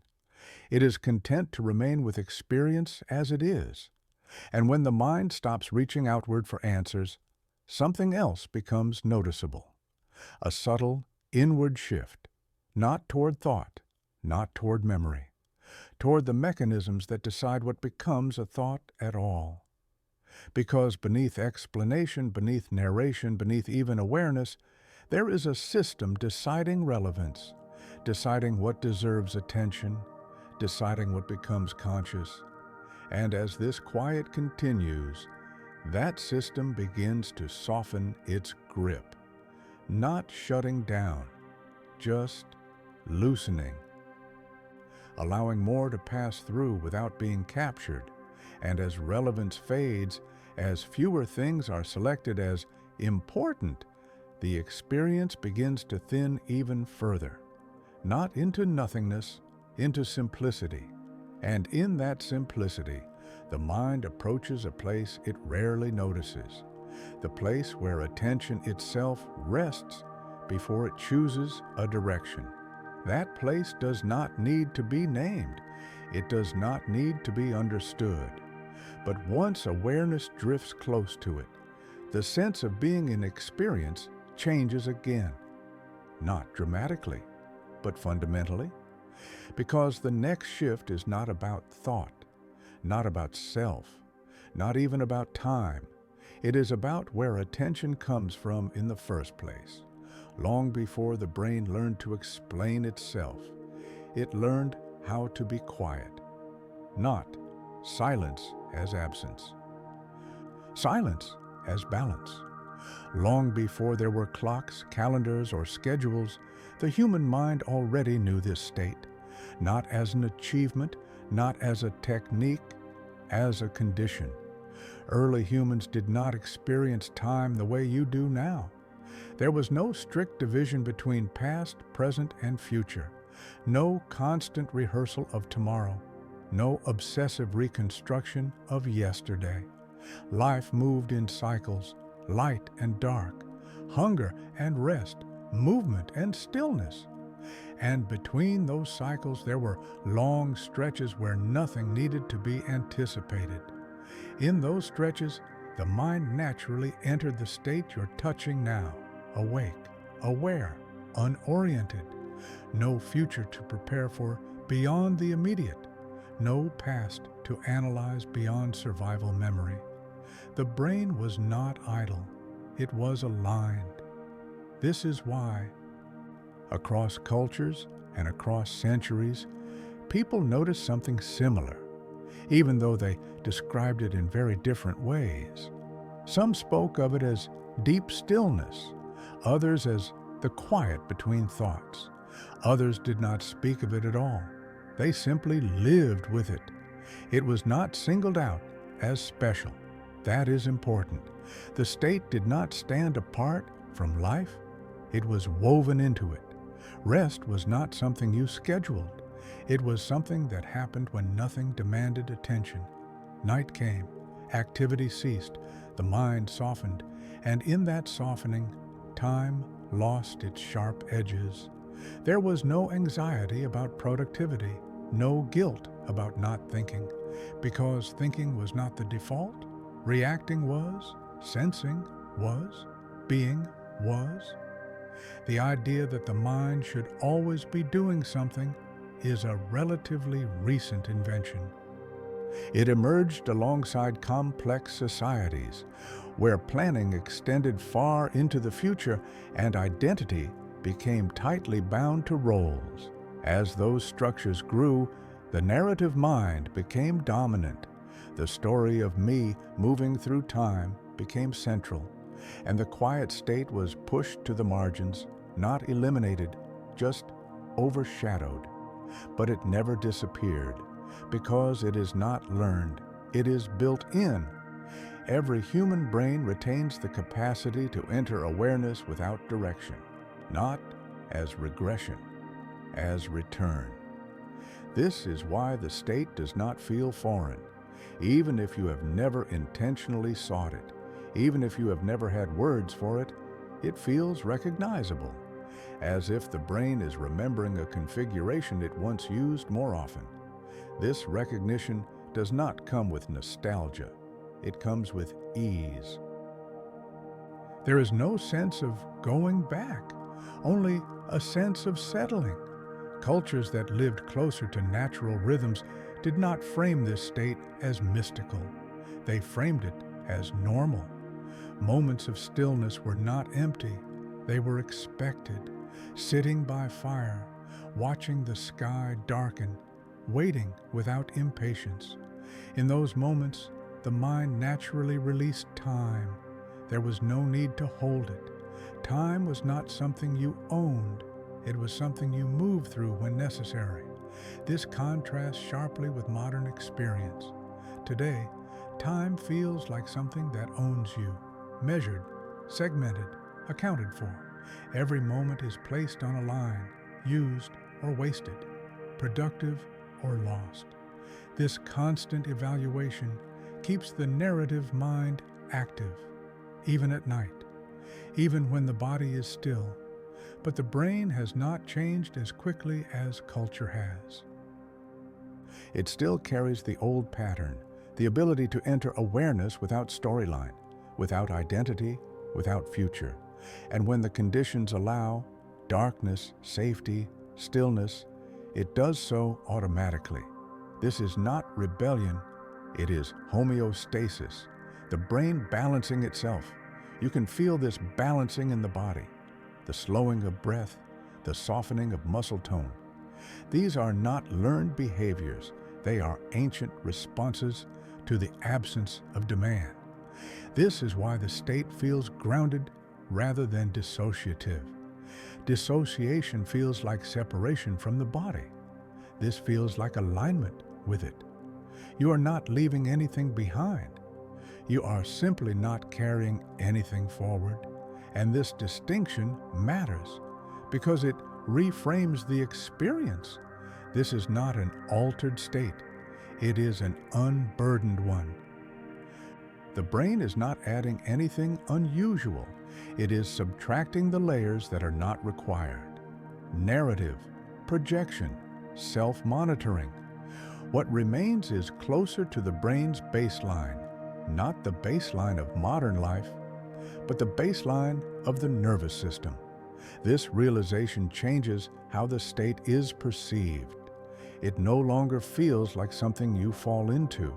It feels like something the brain returns to again and again, across history, across cultures, across individual lives. And because it has always been there, it does not need to announce itself. It does not demand reverence. It simply happens, which is why it often goes unnoticed. But once noticed, once recognized as familiar rather than strange, the mind begins to relax into it more fully.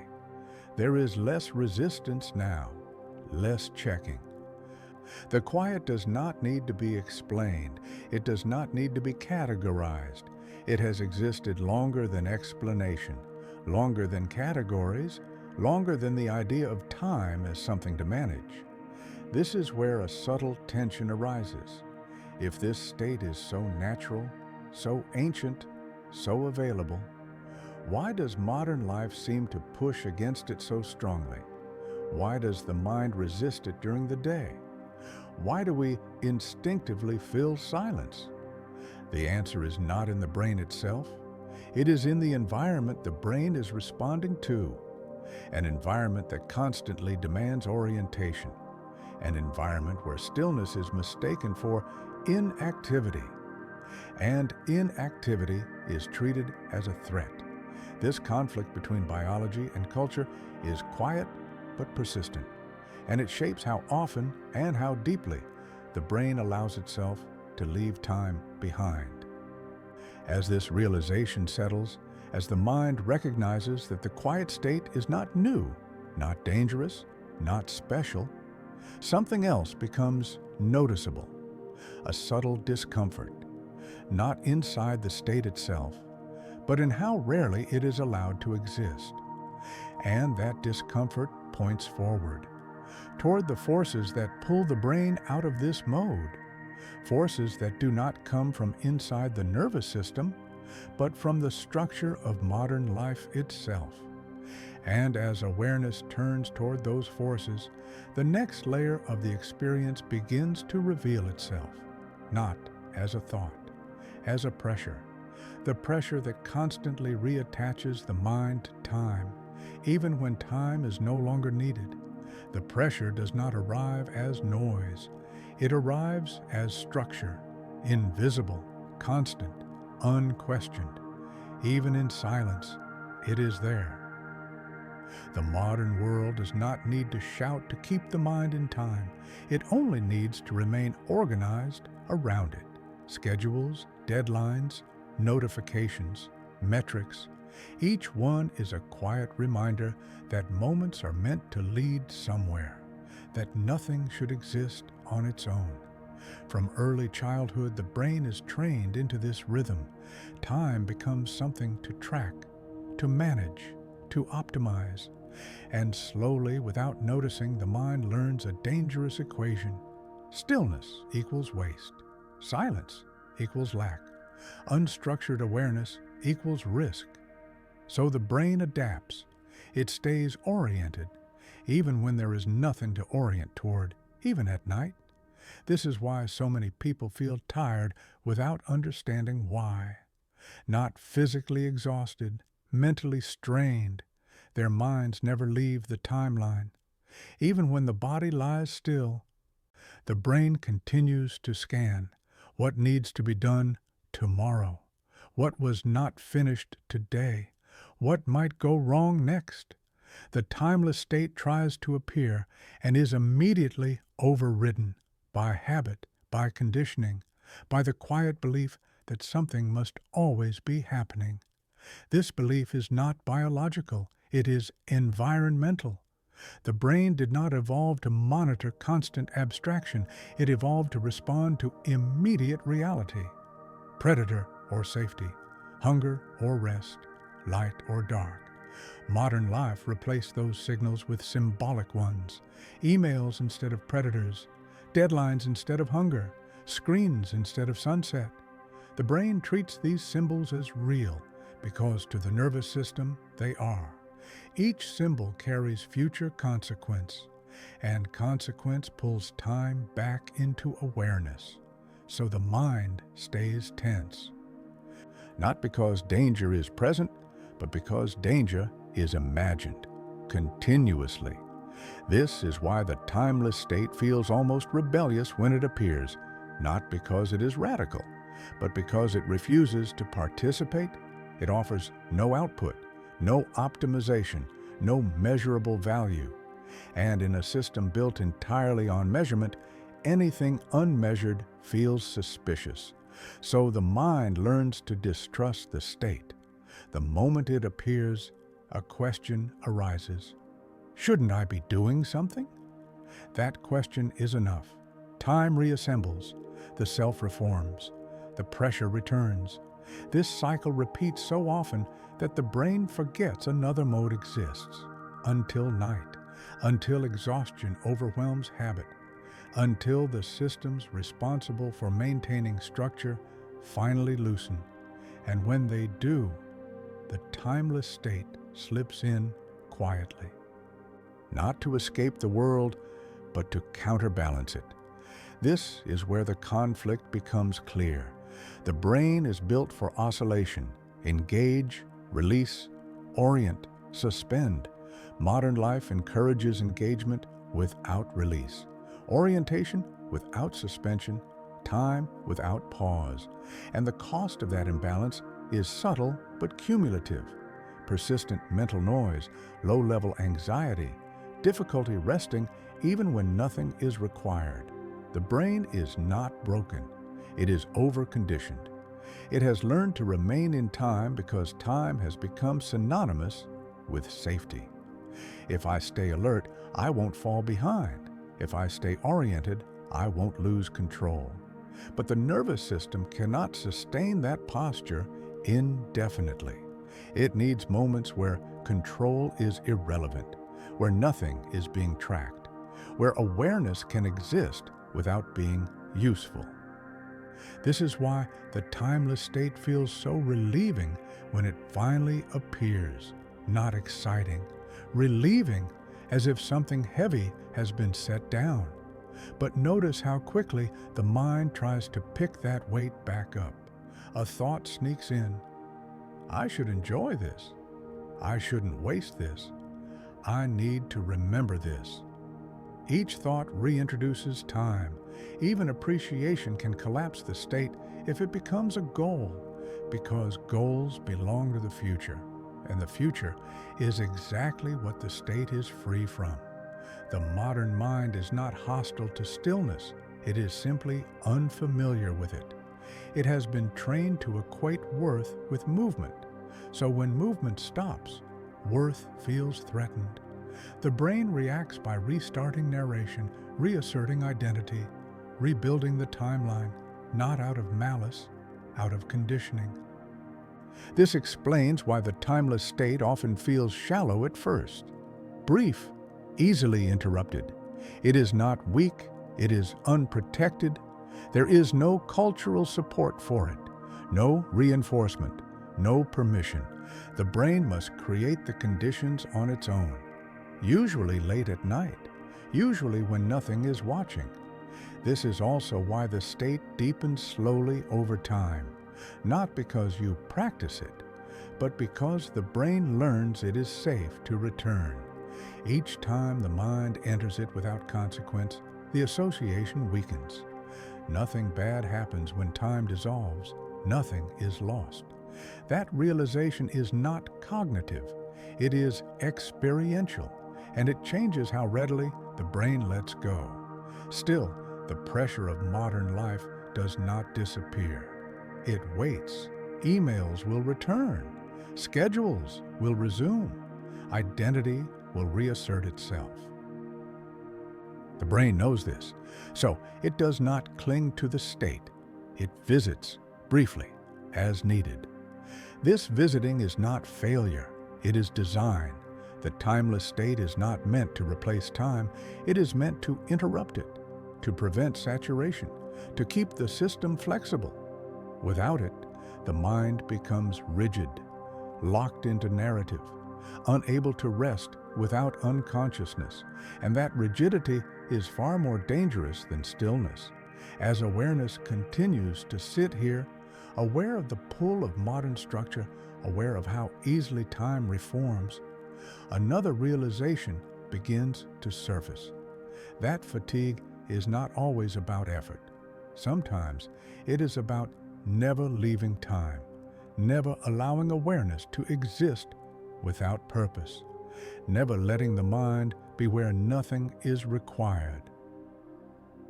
And if that is true, then the exhaustion many people feel is not a personal failure, it is a systemic one, a mismatch between how the brain evolved and how it is now asked to live. This realization does not arrive as blame, it arrives as clarity, and clarity changes how the mind relates to its own tiredness, not as weakness, but as signal, a signal that something essential is missing, not more sleep, not more stimulation, but more moments outside the timeline. And as that idea settles, as awareness recognizes the cost of constant orientation, the next question begins to form. If the brain is denied these timeless moments for too long, what actually happens to it? Not emotionally, not philosophically, physiologically. Because the effects of never leaving time do not remain abstract, they accumulate quietly. Inside the nervous system itself, when the mind never leaves time, it doesn't collapse all at once. It frays, slowly, quietly, in ways that are easy to misinterpret. At first, nothing seems wrong.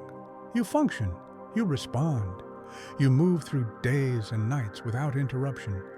But beneath that surface, something begins to strain. The brain is built to alternate, engage, release, focus, suspend, orient, rest. When that alternation disappears, the system adapts by holding tension, not acute tension, chronic tension, the kind that doesn't announce itself as pain. It announces itself as fog. You may notice it as difficulty concentrating, not because you can't think, but because thinking never stops. Thoughts overlap, interrupt each other, compete for relevance. This is not overstimulation, it is over-continuity. The brain is carrying too many unfinished timelines at once. Each one demands maintenance. What about tomorrow? What about that conversation? What about the thing I forgot to do? None of these questions are urgent, but all of them remain active. And activity without resolution is exhausting. The brain does not need crises to become tired. It only needs constant orientation. Every time the mind projects forward, it creates a small loop, a loop that must be monitored, closed, or kept open. Most modern exhaustion comes from loops left open for too long. They pile up, and because they are mental rather than physical, they are difficult to locate. You don't feel tired in the traditional sense. You feel depleted, flat, as if rest never quite reaches where it is needed. This is why sleep alone often doesn't fix the problem. Sleep shuts systems down, but it does not retrain them. If the brain spends all of its waking hours locked in time, sleep becomes a pause rather than a reset. The moment you wake up, the loops reactivate. The pressure returns. Another sign appears more subtly: irritability, not explosive anger, but a thinness of patience. Small interruptions feel heavier than they should. Noise feels intrusive. Delays feel intolerable. This happens because the brain has lost its buffer. The timeless state acts as a buffer, a space where nothing accumulates. Without it, every stimulus stacks. The nervous system becomes less flexible, more reactive. Not because it is weak, but because it has never been allowed to release. You might also notice changes in emotional tone, not strong emotions, muted ones. Joy feels shallow. Sadness feels heavy but vague. This is not depression in the clinical sense. It is emotional fatigue. Emotions require space to move. When the mind is crowded with timelines, emotions have nowhere to go. They stagnate. And stagnation feels like numbness. The brain is still producing emotional signals, but they cannot circulate freely, so they dull. Another consequence appears in the body: restlessness, not the urge to move, but the inability to settle. Even when nothing is happening, something feels unresolved. This is because the brain equates stillness with vulnerability when it has been trained to stay oriented. If I stop tracking, something will slip. So even rest becomes effortful. You lie down, but the mind stays upright, alert, scanning. This is why many people feel most exhausted at night, not because the day was difficult, but because the brain has been holding time all day and has not been allowed to set it down. The timeless state tries to appear and is immediately interrupted by habit, by concern, by the reflex to re-engage. Over time, this interruption becomes automatic. The brain no longer waits for a reason to orient. It orients by default. This is the deepest form of fatigue, not tiredness. Hypervigilance without threat. The nervous system is stuck in a state of readiness, prepared for a future that never quite arrives. This readiness drains energy continuously, and because there is no single event causing it, the mind cannot point to a solution. You might try to relax. You might try to distract yourself. You might try to sleep more. But none of those address the underlying issue. The issue is not lack of rest. It is lack of timelessness. The brain has not been allowed to exist without direction. So it forgets how. This forgetting does not happen consciously. It happens through repetition. Each time the timeless state appears and is interrupted, the association weakens. The brain learns, this is not a place we stay. So it stops returning, or returns only briefly. This is when exhaustion deepens, because the system has lost one of its primary recovery modes. Not sleep, not distraction, suspension. Without suspension, the mind becomes rigid. It moves from one task to the next, without releasing the previous one. You carry yesterday into today. You carry today into tomorrow. Nothing ever fully ends, and what never ends never rests. This rigidity also affects creativity, not because creativity disappears, but because it requires unstructured awareness. Ideas emerge when the mind is not trying to get somewhere, when the timeline relaxes. Without that relaxation, thinking becomes functional, efficient, predictable, and dull. The brain is still producing output, but it is recycling patterns. True novelty requires a pause in direction, a moment where nothing is expected. When those moments vanish, creativity thins. You may not notice it immediately, but over time, life feels flatter, less depth, less texture. This flatness is often misattributed.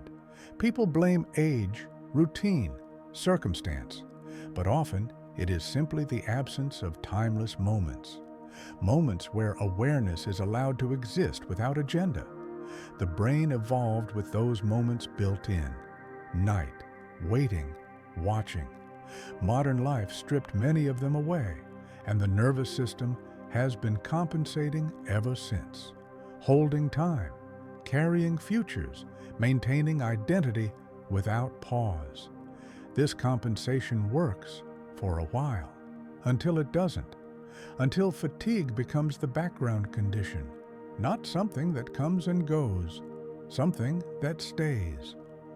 This is why many people say they feel always on, always thinking, always alert, even when they don't want to be. This is not a failure of willpower. It is a structural imbalance. The brain has been asked to do something it was never designed to do continuously. Live inside time, without exit. And like any system under constant load, it begins to degrade, not catastrophically, gradually, in ways that feel personal, but are not. This is where misunderstanding causes harm. People blame themselves for not coping better, for not resting properly, for not being disciplined enough. But discipline cannot replace suspension. Control cannot replace release. The timeless state cannot be forced. It can only be allowed. And when it is not allowed, the cost accumulates. Quietly, inside attention, inside emotion, inside the nervous system itself. Recognizing this shifts something important. Fatigue is no longer a weakness, it becomes a message that the brain has been overextended in time, that it needs space where nothing is required, not to improve, not to optimize, just to be. This recognition does not solve the problem immediately, but it changes how the mind listens to its own tiredness, not as something to push through, but as something to respond to. Because the brain is not asking for more sleep, it is asking for less direction, less narrative, less future. And that request, subtle, persistent, easy to ignore, becomes clearer the longer awareness stays with it. As you sit here now, aware of how fatigue builds when time never loosens, another question begins to form, not as a thought, as a sensation, a curiosity about whether this timeless state can be invited, not forced, but allowed more often, not by effort, but by removing interference. Because if constant time creates exhaustion, then even brief exits might matter more than we realize, and that possibility, quiet, tentative, unresolved, begins to turn the mind toward a different kind of attention not aimed at doing, but at not preventing, at noticing what naturally appears when the brain is no longer required to hold the future in place. There is a quiet misunderstanding that follows this state wherever it is mentioned, that it must be reached, that it requires training, discipline, a method. That something must be done to enter it. But notice how it actually appears. It does not arrive when you try. It arrives when you stop trying. Not dramatically, not as surrender, as absence of interference. This is why the state is most familiar at night. Not because night is special, but because demands fall away. No one expects anything from you. Nothing needs to be solved. Nothing needs to be optimized. The brain finally receives a signal it rarely gets during the day. You don't need to manage time right now. And the moment that signal is believed, the state begins to form on its own. This is important because it means the state is not created by effort. Effort actually prevents it. Any technique that asks you to do something adds a layer of intention. And intention carries time inside it. I am doing this so that something will happen. That sentence alone reintroduces the future, and with the future comes orientation. The brain turns back on its narrative systems. This is why so many people struggle when they try to practice stillness. They are still doing something for later. Even relaxation becomes a task. Breathe this way. Focus on that. Maintain attention. All of these are forms of control, and control lives in time. The state you are moving through now does not respond to control. It responds to permission, not explicit permission, implicit permission, the kind that appears when nothing is demanded. Think about the moments when this state first appeared in your life. They were not planned. They did not happen because you followed instructions. They happened because you were tired enough, safe enough, unobserved enough to stop managing experience. This is not laziness. It is biological intelligence. The brain is not trying to achieve calm. It is trying to remove unnecessary load. And the load it removes first is intentionality. Intentionality is expensive. It requires monitoring. Am I doing this correctly? Is this working? Should I adjust? Each of those questions pulls the mind forward. Here, questions dissolve, because the brain no longer sees a reason to ask them. This is why the state feels effortless, not because it is passive, but because it is unopposed, Nothing is pushing against it. Nothing is trying to improve it. It is allowed to exist exactly as it is. This allowance is subtle, so subtle that the mind often misses it.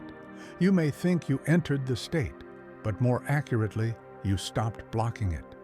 This also explains why the state cannot be held.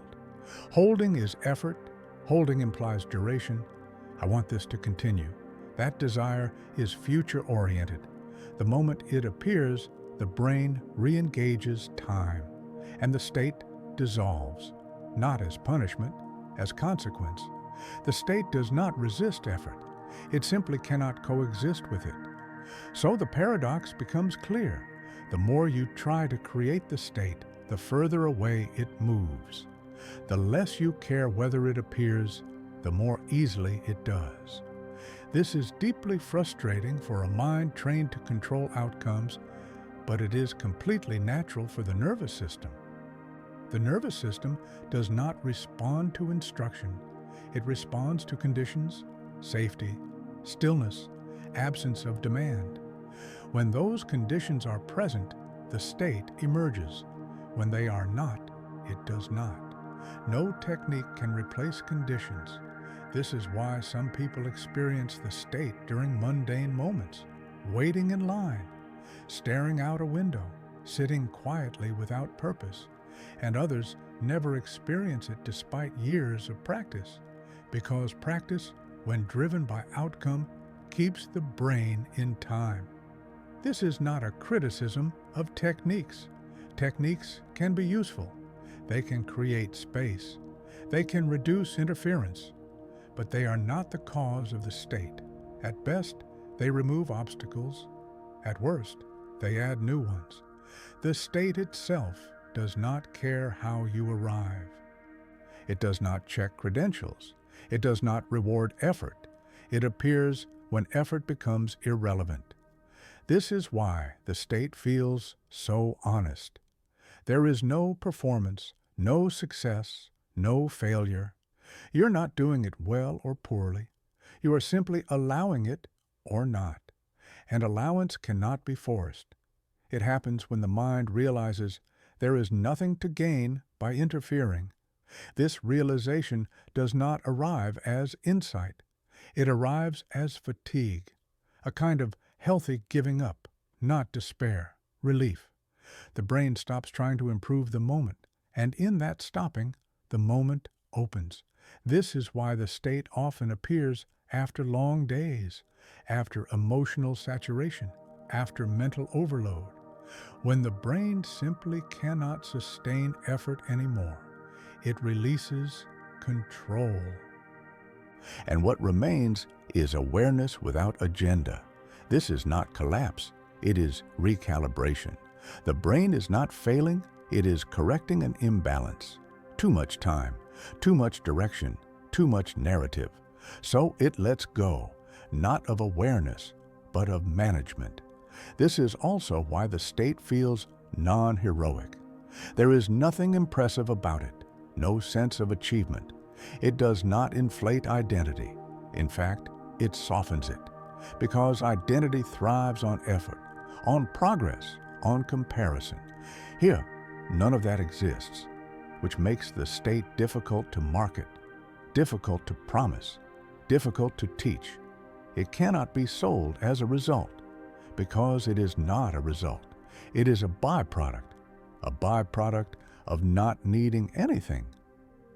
This is why any instruction that says, try to be present or focus on the now, often fails. Trying keeps the mind engaged. Focusing narrows attention. The state does not narrow. It opens, and opening cannot be commanded. It happens when nothing is pulling attention forward. This brings us back to the simplicity of the conditions. Stillness, safety, no demand. These conditions are not exotic. They are just rare. Modern life is structured to minimize them. Even rest is scheduled. Even silence is curated. So the brain rarely receives the signal that it can stop managing time. Night provides that signal more reliably. Darkness reduces stimulation. Fatigue reduces effort. Privacy removes performance. And in that convergence, the state appears, not because you want it, but because nothing is stopping it. Understanding this changes the relationship with the state. It is no longer something to chase. It becomes something to stop blocking. That shift is subtle, but it matters, because chasing creates tension, blocking creates exhaustion, allowing creates space, and space is what the state requires. Nothing else. No posture, no breathing pattern, no mental image, just the absence of interference. This is why the state feels fragile, not because it is weak, but because interference is easy. A thought, a goal, a check, and it dissolves. But this fragility is not a flaw. It is a signal that the brain is exquisitely sensitive to whether it is being asked to perform. When it is not, it rests. When it is, it works. The problem arises when it is always asked, always needed, always oriented. Then rest never arrives, not even at night. This is where understanding becomes practical, not as instruction, but as recognition. You begin to notice what interferes, not to remove it deliberately, but to see it clearly. The moment you see interference, it often loosens on its own, because awareness without agenda does not cling. It notices and releases. This noticing is not effortful. It is not watching. It is allowing. And in allowing, the state appears more often, not because you invited it, but because you stopped blocking the door. This does not mean the state will last longer. Duration is not the point. Even brief moments matter because they interrupt time. They reset orientation. They remind the brain that it does not always need to move forward, that awareness can exist without being used. This reminder accumulates, not cognitively, physiologically. Each time the brain experiences safety without orientation, the association weakens. Time is no longer synonymous with survival.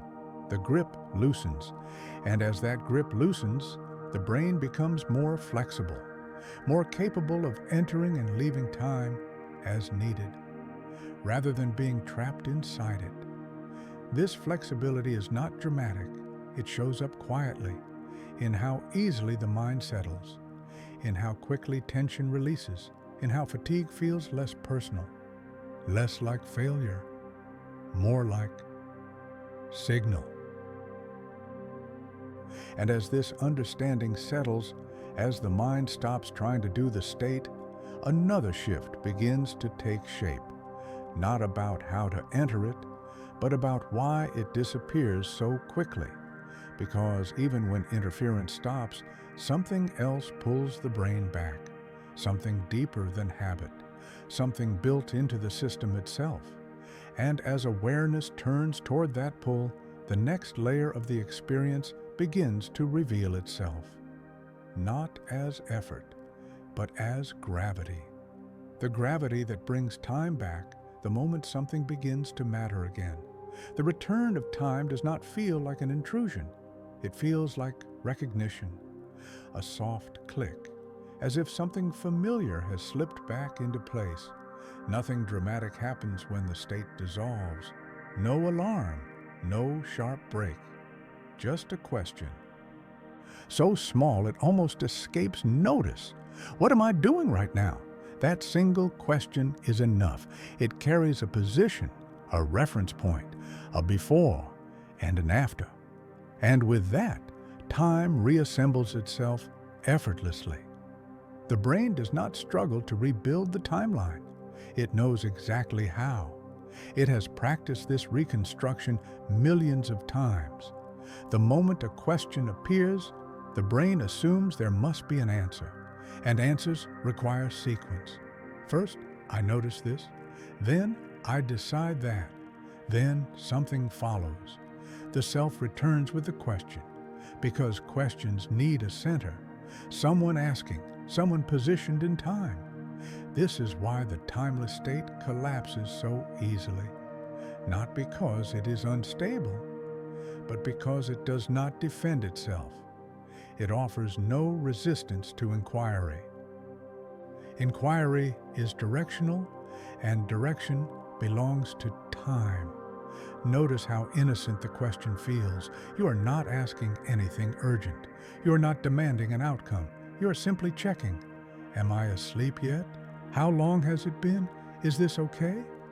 Each question pulls awareness into alignment. The brain orients. The timeline snaps back. And suddenly, you are somewhere again, here, now, leading toward something else. This is not a mistake. It is a reflex. The brain evolved to respond to relevance. A question signals relevance. Something matters. And when something matters, time becomes necessary. Because relevance is measured across moments.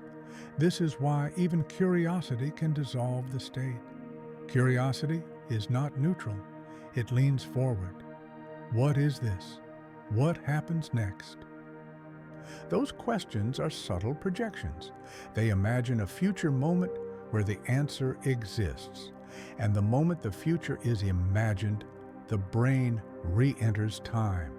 This happens so quickly that it often feels automatic. You may not even remember asking the question. You only notice that the quiet is gone. The mind feels slightly tighter, more defined. Identity reasserts itself. You remember who you are, what you were doing, what comes next. Nothing has gone wrong. The system has simply switched modes. This reveals something essential. The timeless state is not destroyed by thought.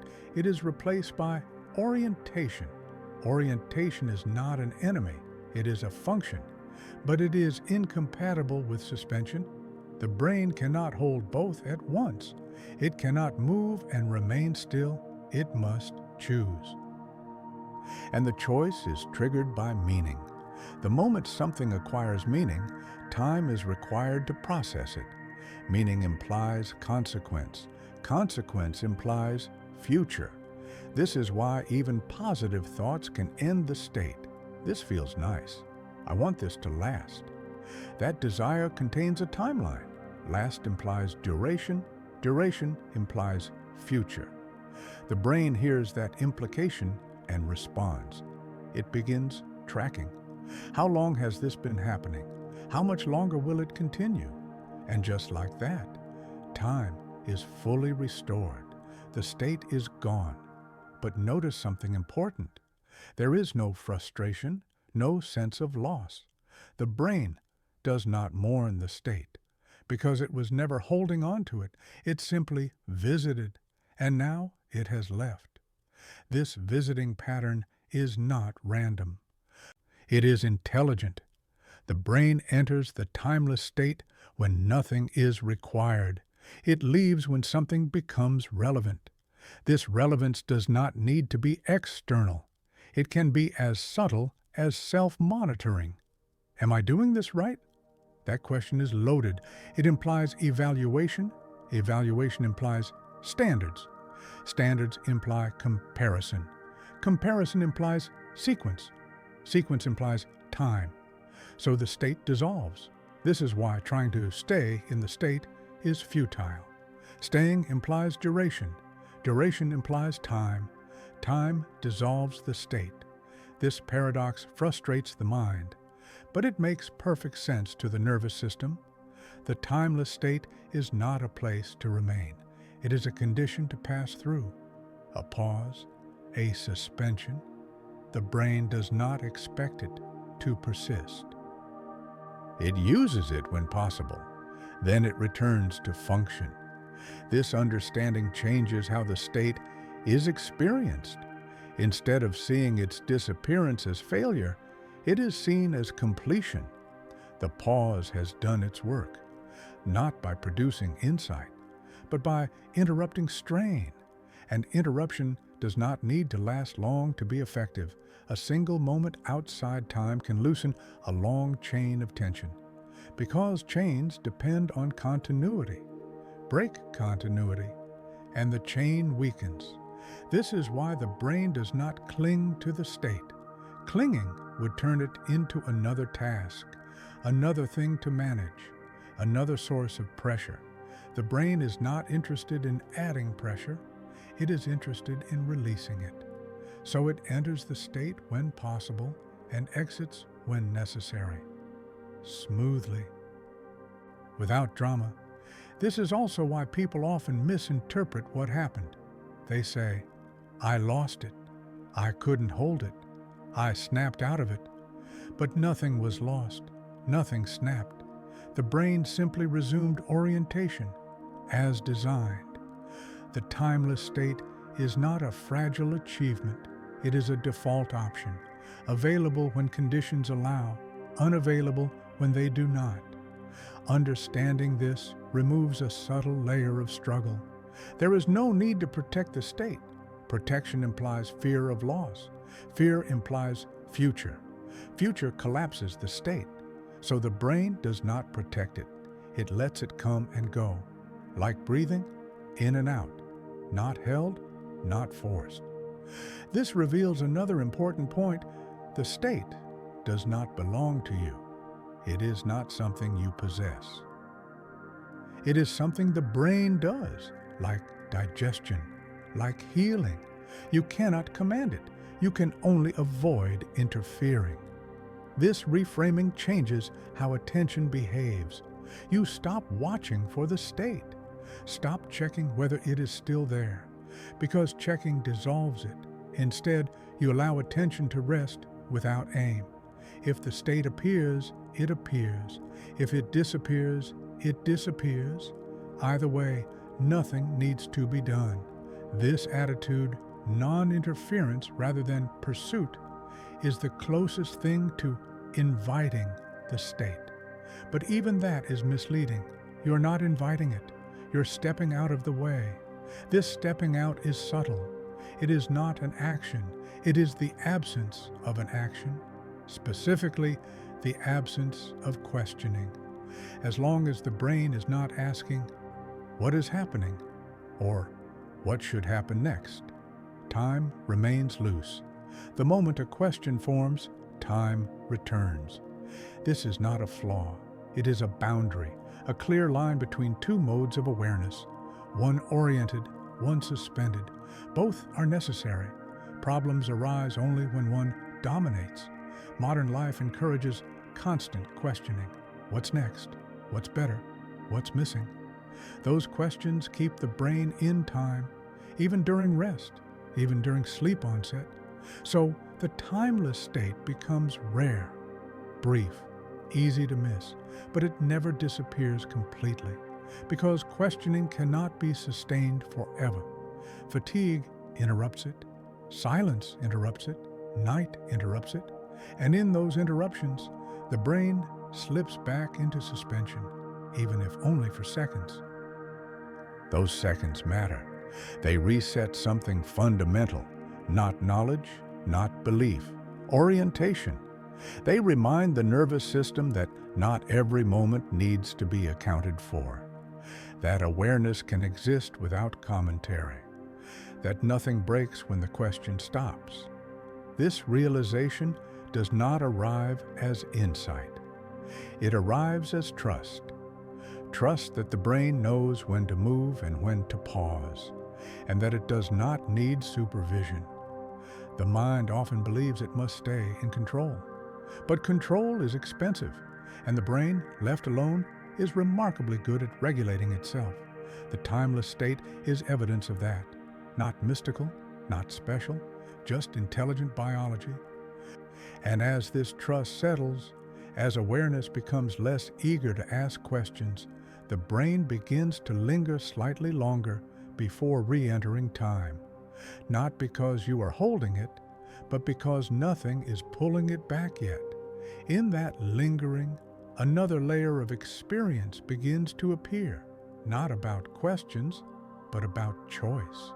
Because up to now, The brain has been drifting in and out of time automatically, but there is a point, subtle, barely noticeable, where something changes, where the brain does not just fall out of time, it chooses to stay out of it, not consciously, structurally, and that choice marks a deeper shift, one that raises a new question, not "what am I doing?"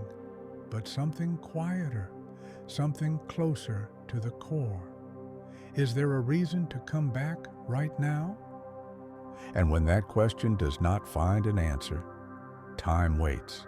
There is a moment, quiet, almost imperceptible, when the mind decides to stay, not consciously, not as a plan, more like a leaning, a subtle preference, the feeling that this is better than moving, and the instant that preference forms, the state begins to thin, not abruptly, not forcefully.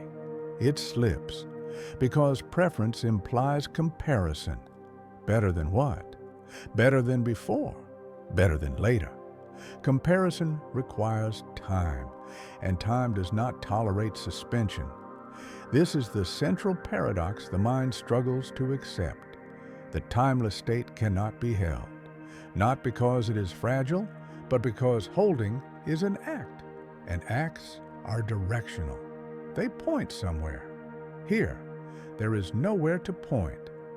So the moment the mind reaches, even gently, the ground disappears. This is why people often feel the state vanish right as they notice it. They think noticing caused the loss. But noticing is not the problem. Grasping is. The difference is subtle. Noticing is passive. Grasping is anticipatory. Noticing says, "This is here." Grasping says, "I want this to continue." Continuation is time. Time reforms, and the state dissolves. This is not punishment. It is physics. The state exists only when nothing is being carried forward. The moment the mind tries to carry it, even as memory, even as desire, it becomes something else. This creates a quiet frustration. The mind is trained to preserve what feels valuable. It tries to save the state, to remember it, to recreate it, to return to it. But saving requires storage. Storage requires sequence. Sequence requires time. So every attempt to preserve the state becomes the reason it cannot persist. This is why the state feels elusive, not because it hides, but because it does not belong to ownership. It does not tolerate being used. It exists only as long as it is unnecessary. This challenges a deep assumption that valuable experiences should be repeatable, that what matters should be accessible on demand. But this state does not operate on demand. It operates on irrelevance. When nothing depends on it, it appears. When something depends on it, it disappears. The mind is not wrong for wanting to keep it. Wanting is natural, but wanting has a cost. Wanting bends awareness toward the future. It introduces a goal, and goals collapse suspension. This is why instructions like "let go" often fail. Letting go becomes another task, another thing to do well, another outcome to achieve. The mind replaces one grip with another, and the state slips through both. True release is not something the mind does. It is something that happens when the mind stops trying to manage what is happening. This distinction is not intuitive. Management is how the mind solves problems. But the timeless state is not a problem. It is a condition, and conditions do not respond to effort. They respond to absence. This is why the state often deepens only after repeated failure, after the mind has tried and failed to keep it, after it has realized that effort changes nothing. This realization does not arrive as insight. It arrives as resignation, a soft resignation, not giving up on life. Giving up on control, briefly, And in that giving up, the state returns, not because it was summoned, because it was no longer resisted. This is why the state feels effortless only after you stop trying to be effortless. Before that, effort is hidden, subtle, but present.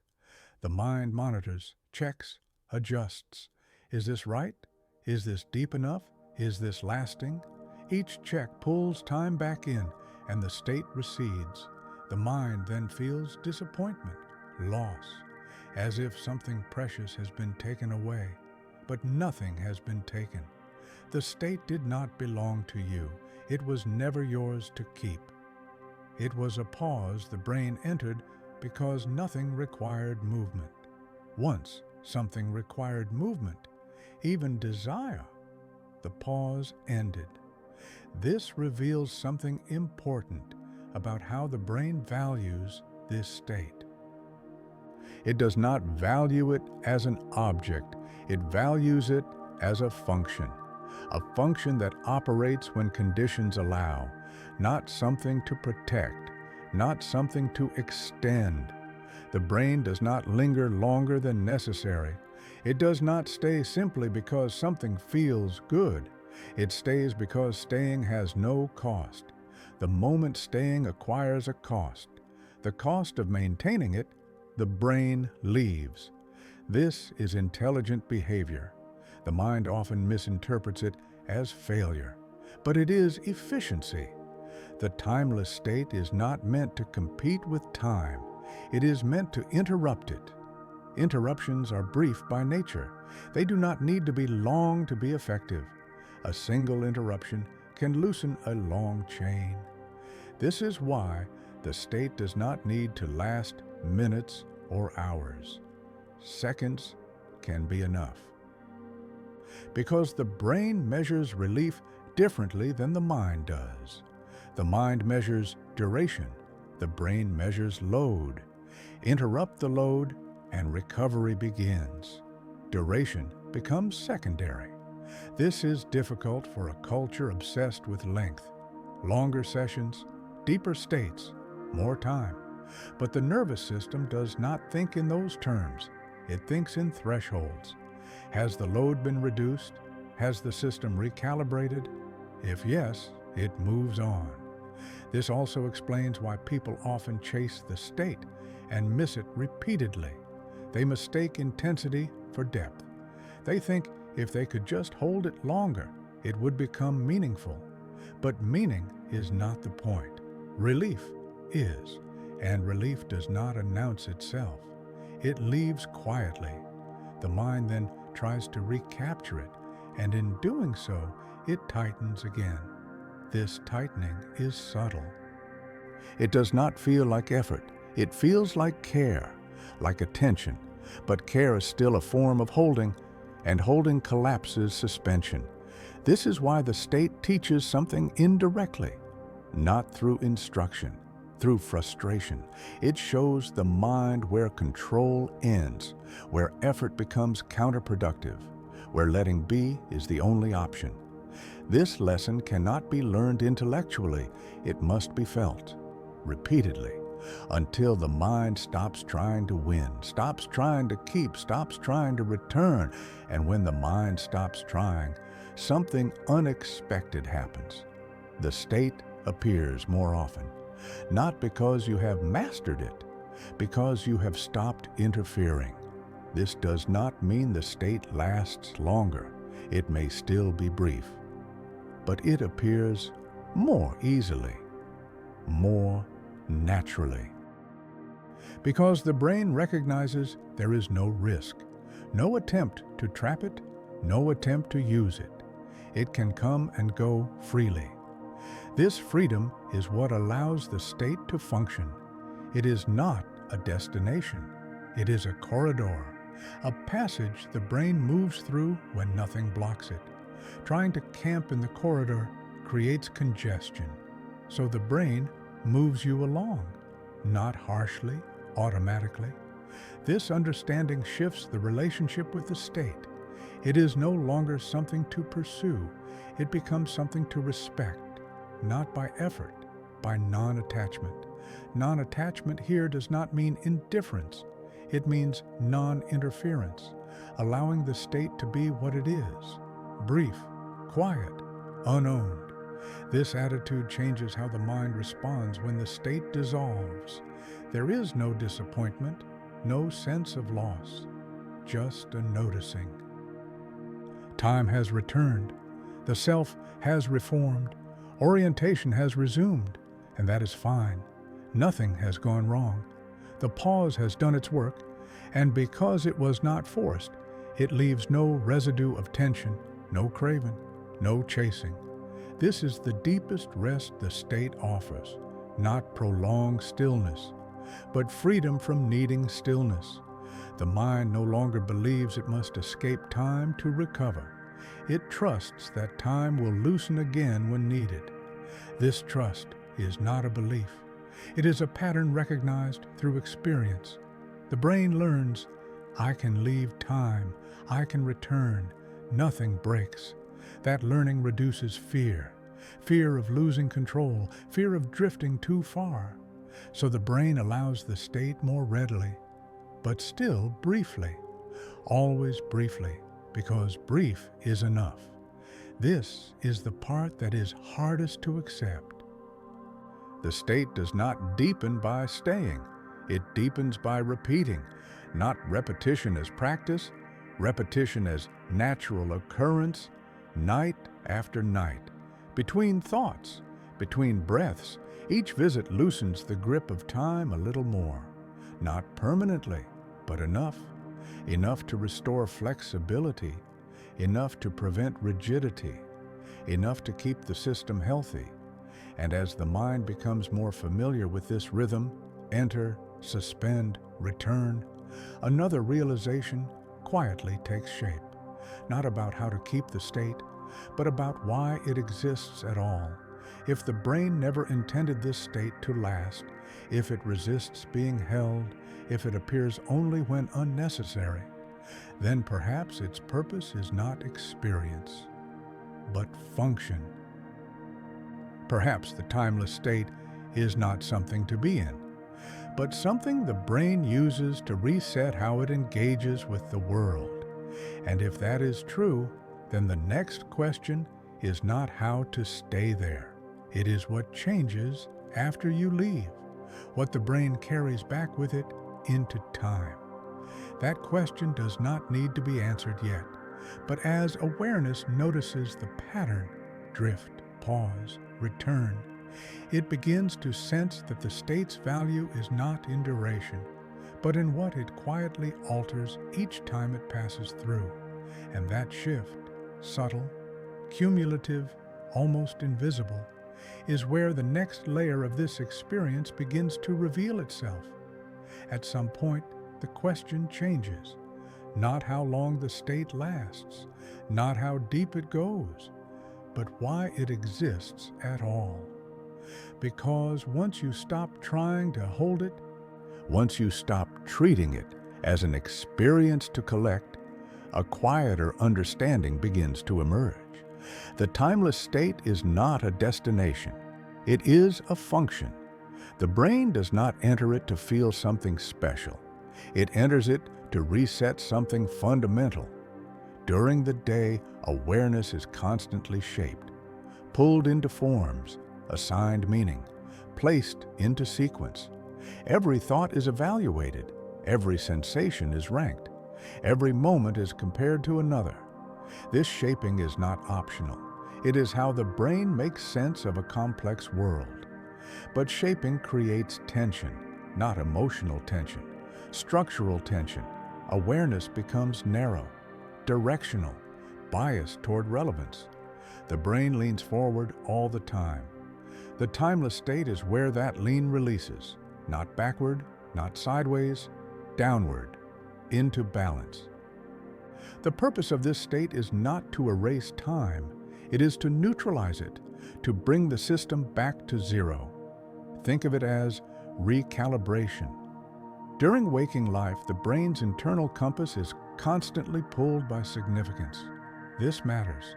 That doesn't. This is urgent. That can wait. Over time, that compass drifts. The brain begins to overvalue certain signals. Threats feel larger, problems feel heavier, identity feels more rigid. The timeless state is where the compass recenters, not by correcting thoughts, but by suspending the process that ranks them. When nothing is ranked, nothing dominates. And when nothing dominates, the system relaxes. This relaxation is not emotional, it is architectural. The brain reorganizes how attention is distributed, not consciously, automatically, without instruction. This is why the state does not need insight to be effective. You do not have to understand it. You do not have to remember it. Its effect is not stored as memory, it is stored as calibration. After the state ends, you may not feel dramatically different, but something subtle has shifted.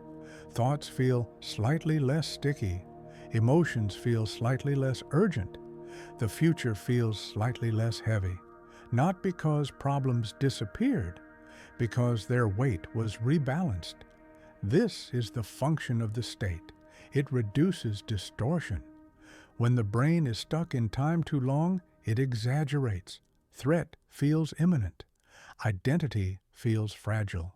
Control feels necessary. The timeless state interrupts exaggeration by removing the frame that allows exaggeration to grow. That frame is sequence. Before, after, what if. Without sequence, exaggeration collapses. And when exaggeration collapses, clarity returns, not intellectual clarity, nervous system clarity. This is why the state feels grounding, not elevating, not transcendent. Grounding. It brings awareness back into alignment with the body. The body does not live in time the way the mind does. It responds to now. Temperature, pressure, position. When awareness releases time, it naturally settles into bodily regulation. Breath steadies, muscle tone softens, heart rhythm evens out. These are not side effects. They are signals that the system is no longer bracing for the future. The body recognizes this immediately.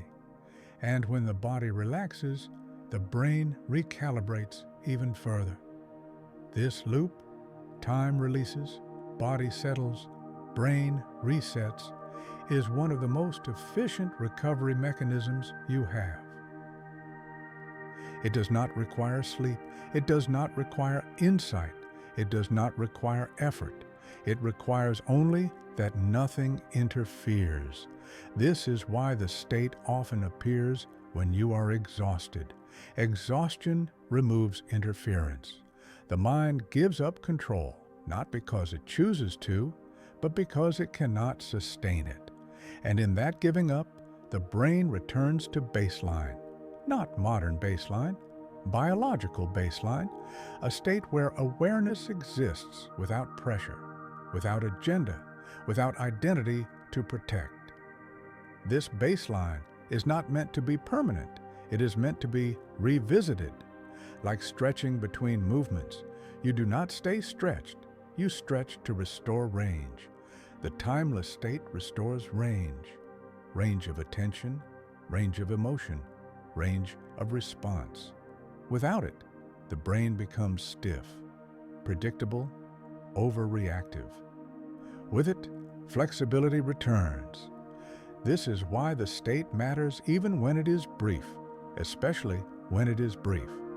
Brief means it has not been turned into a project. Brief means it has not been captured by the mind. Brief means it did its work and left. The brain does not want this state to last. It wants it to function. And function does not require duration. It requires interruption.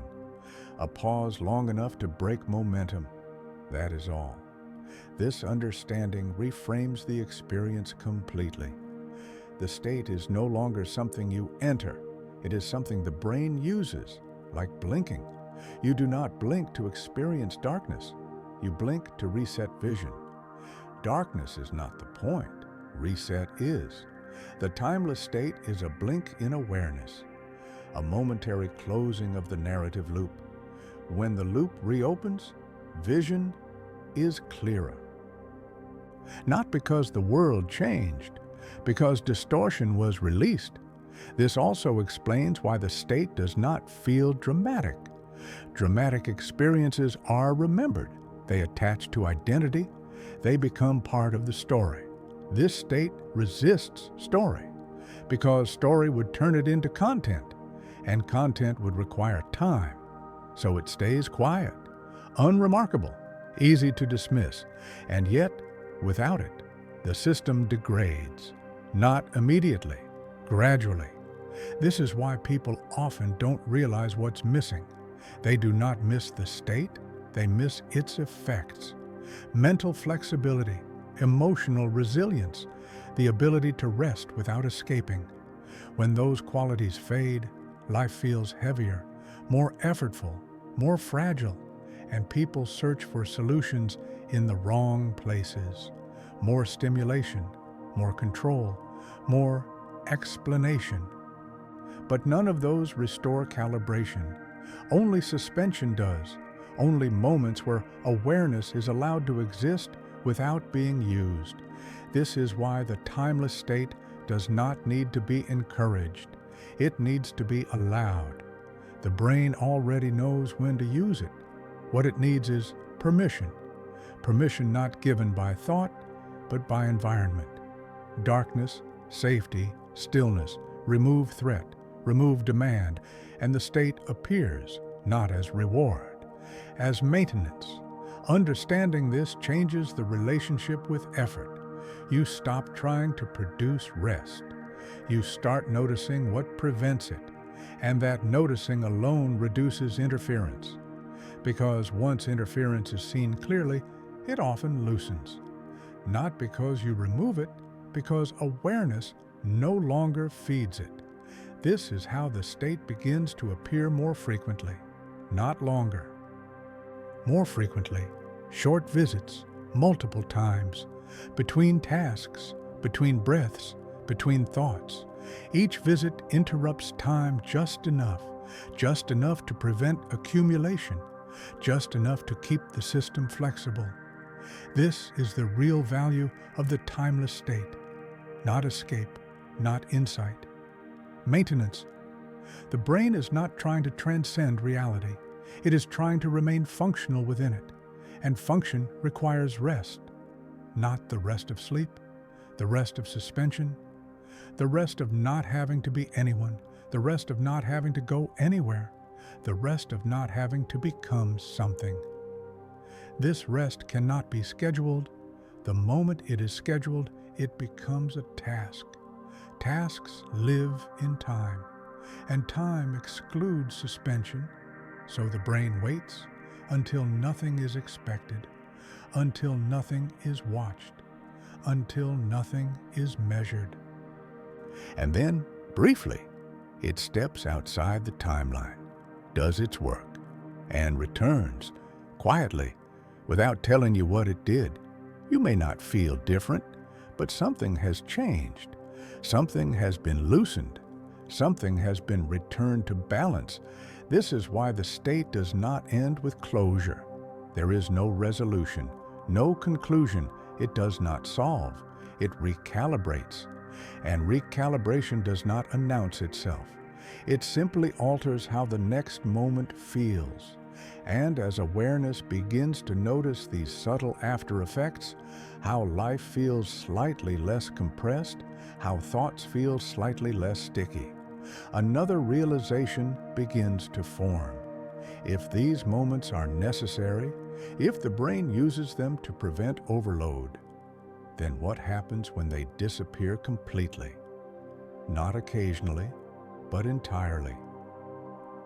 When the brain is denied this exit from time for too long, that question does not demand an answer, but it opens a door toward a darker possibility, a possibility not about discomfort, but about what happens when the nervous system is never allowed to leave the timeline at all. And as awareness turns toward that possibility, the next layer of this exploration begins to take shape, not as fear, as caution, as a quiet recognition of how essential these forgotten pauses really are. Imagine a nervous system that never steps outside the timeline. Not once. No pauses between thoughts. No gaps between plans. No moments where awareness is allowed to exist without being aimed. At first, nothing dramatic would happen. The brain would adapt. It always does. It would learn to maintain orientation continuously. To keep track, to stay ready, and readiness would become the background state.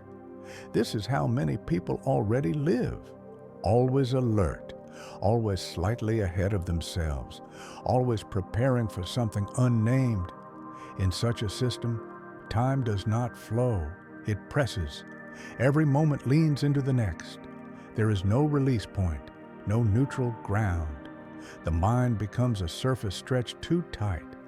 It does not tear immediately, it thins. Responsiveness becomes hyper-responsiveness. Sensitivity turns into reactivity. Small signals trigger large responses, not because the signals are strong, but because the system has no buffer. The timeless state is that buffer.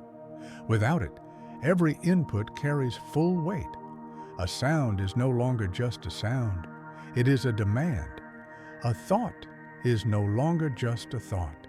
It is a task. Nothing arrives lightly. Everything arrives with consequence. This changes how the brain interprets the world. Ambiguity becomes threat. Uncertainty becomes danger. Because uncertainty points toward a future. And in a system that never leaves time, the future is always looming. This does not feel like fear. It feels like vigilance, a constant low-level readiness, the kind that never resolves. Over time, vigilance becomes identity. I am someone who must stay on top of things. I cannot afford to drift. I need to keep track.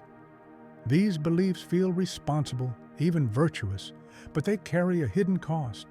The nervous system never stands down, even at night, even in stillness. The body lies down. The mind remains upright, scanning, checking, maintaining orientation. Sleep becomes shallow.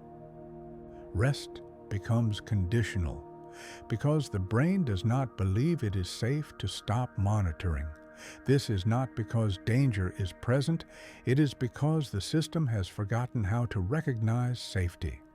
Safety, for the nervous system, is not the absence of problems. It is the absence of prediction. When prediction never stops, safety never registers. This is the quiet pathology of a world without timeless moments, not collapse, not breakdown. Perpetual tension. The brain remains functional. But it is brittle. It responds well to control and poorly to surprise. Creativity narrows. Curiosity becomes instrumental.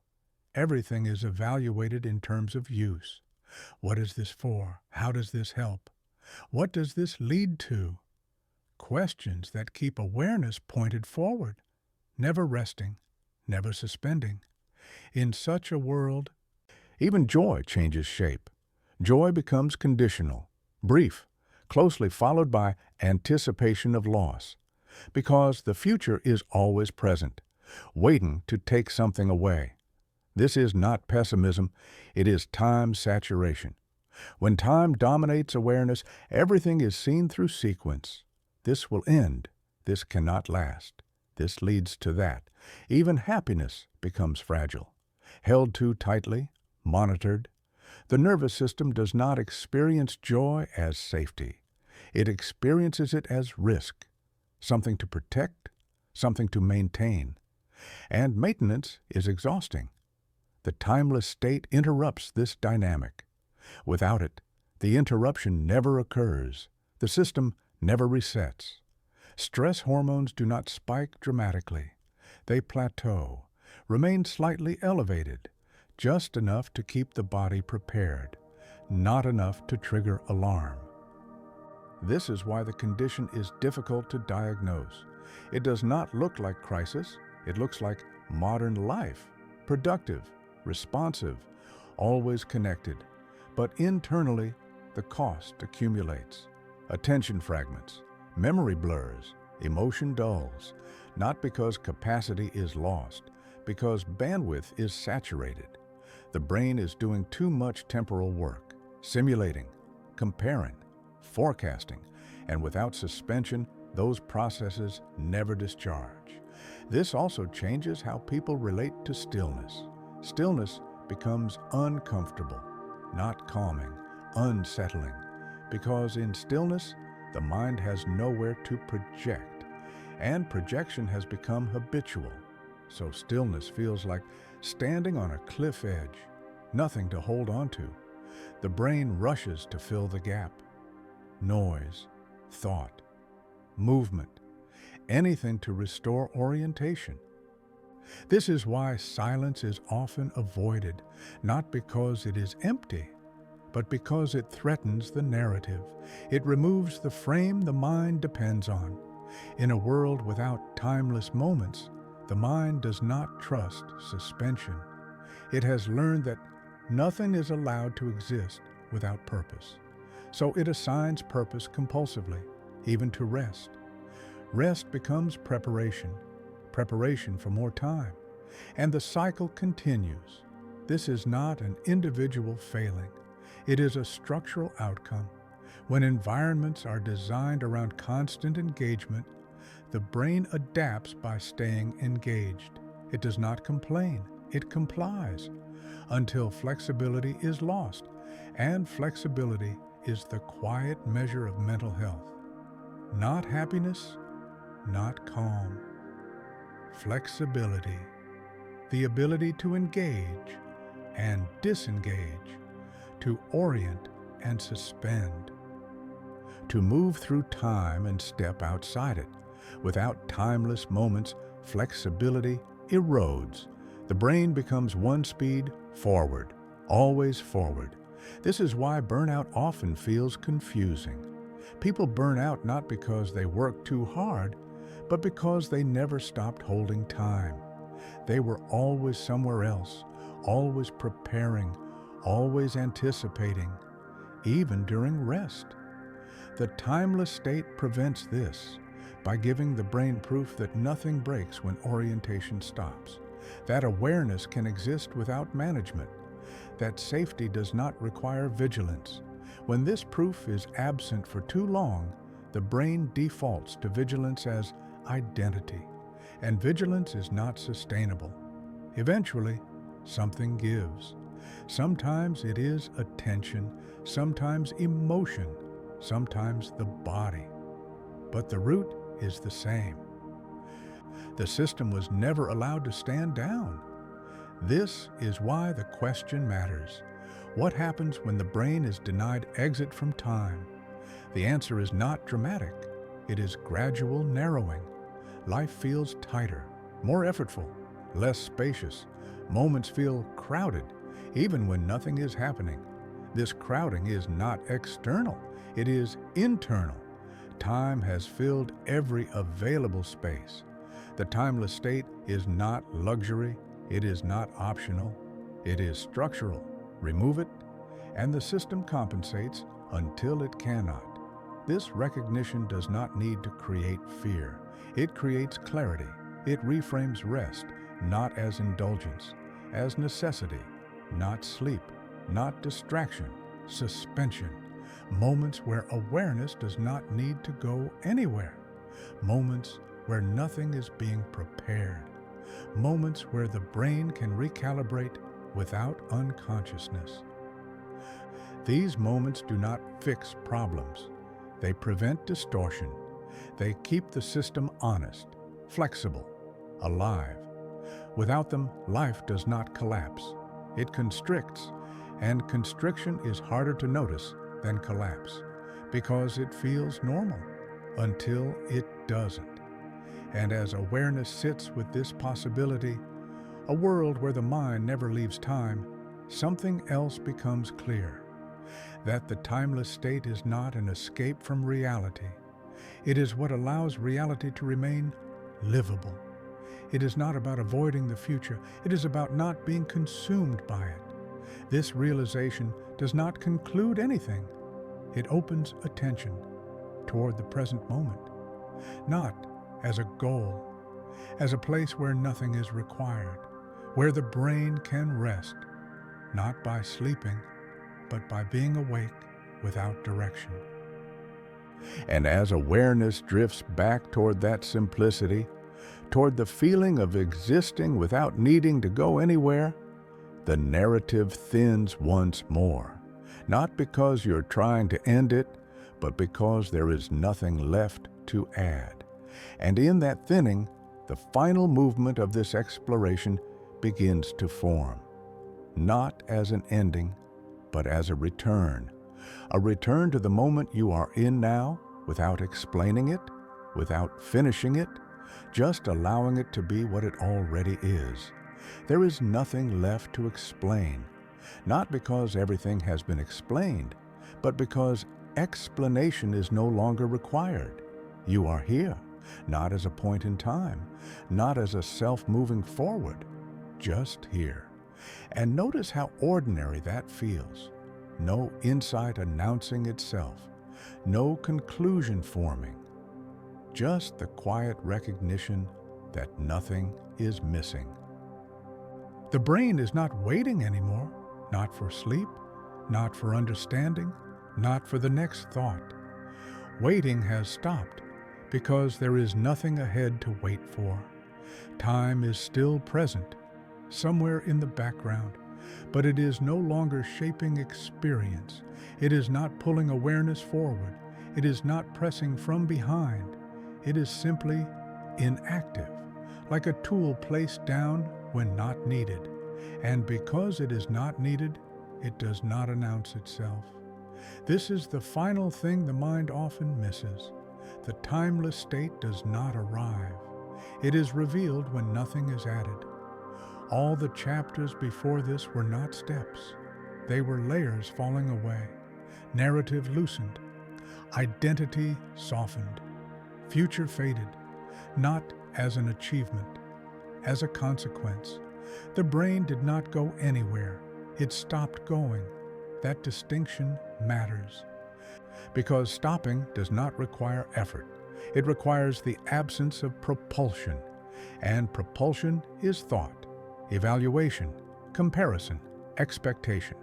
Those have grown quiet, not silenced, just unnecessary. If a thought appears now, it does not attach.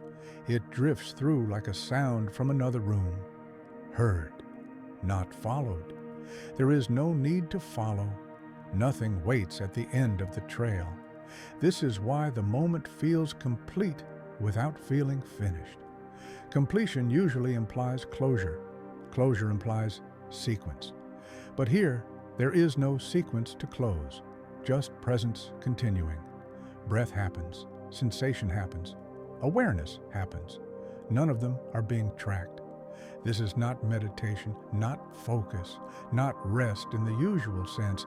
It is simply the brain existing without leaning forward, the most natural thing it can do. The thing it did long before it learned to measure, predict, and plan. The thing it still remembers when nothing interrupts it. You may notice a subtle softness now, not relaxation exactly, more like unresistance. The mind is not pushing against anything, not trying to stay awake, not trying to fall asleep, just allowing whatever comes next to come when it comes. This is where words thin out. Because words want direction, they want to lead somewhere, and there is nowhere left to lead. The recording does not end. It fades, not into silence, but into sameness. The same awareness that was here before the first sentence. The same awareness that will still be here after the last one dissolves. Nothing has changed. And that is the point. No insight to carry forward, no lesson to remember. just the quiet permission to stop carrying anything at all. Time will return. It always does. A thought will form. A question will arise. Sleep may come or not. None of that needs to be decided now. For this moment, there is no need to be ahead of anything, no need to be behind, no need to be someone moving through a line. Just this. And this does not need a name. It does not need to last. It does not need to mean anything. It is already complete by not asking to be completed. So the mind rests not by stopping, but by no longer trying to go anywhere else.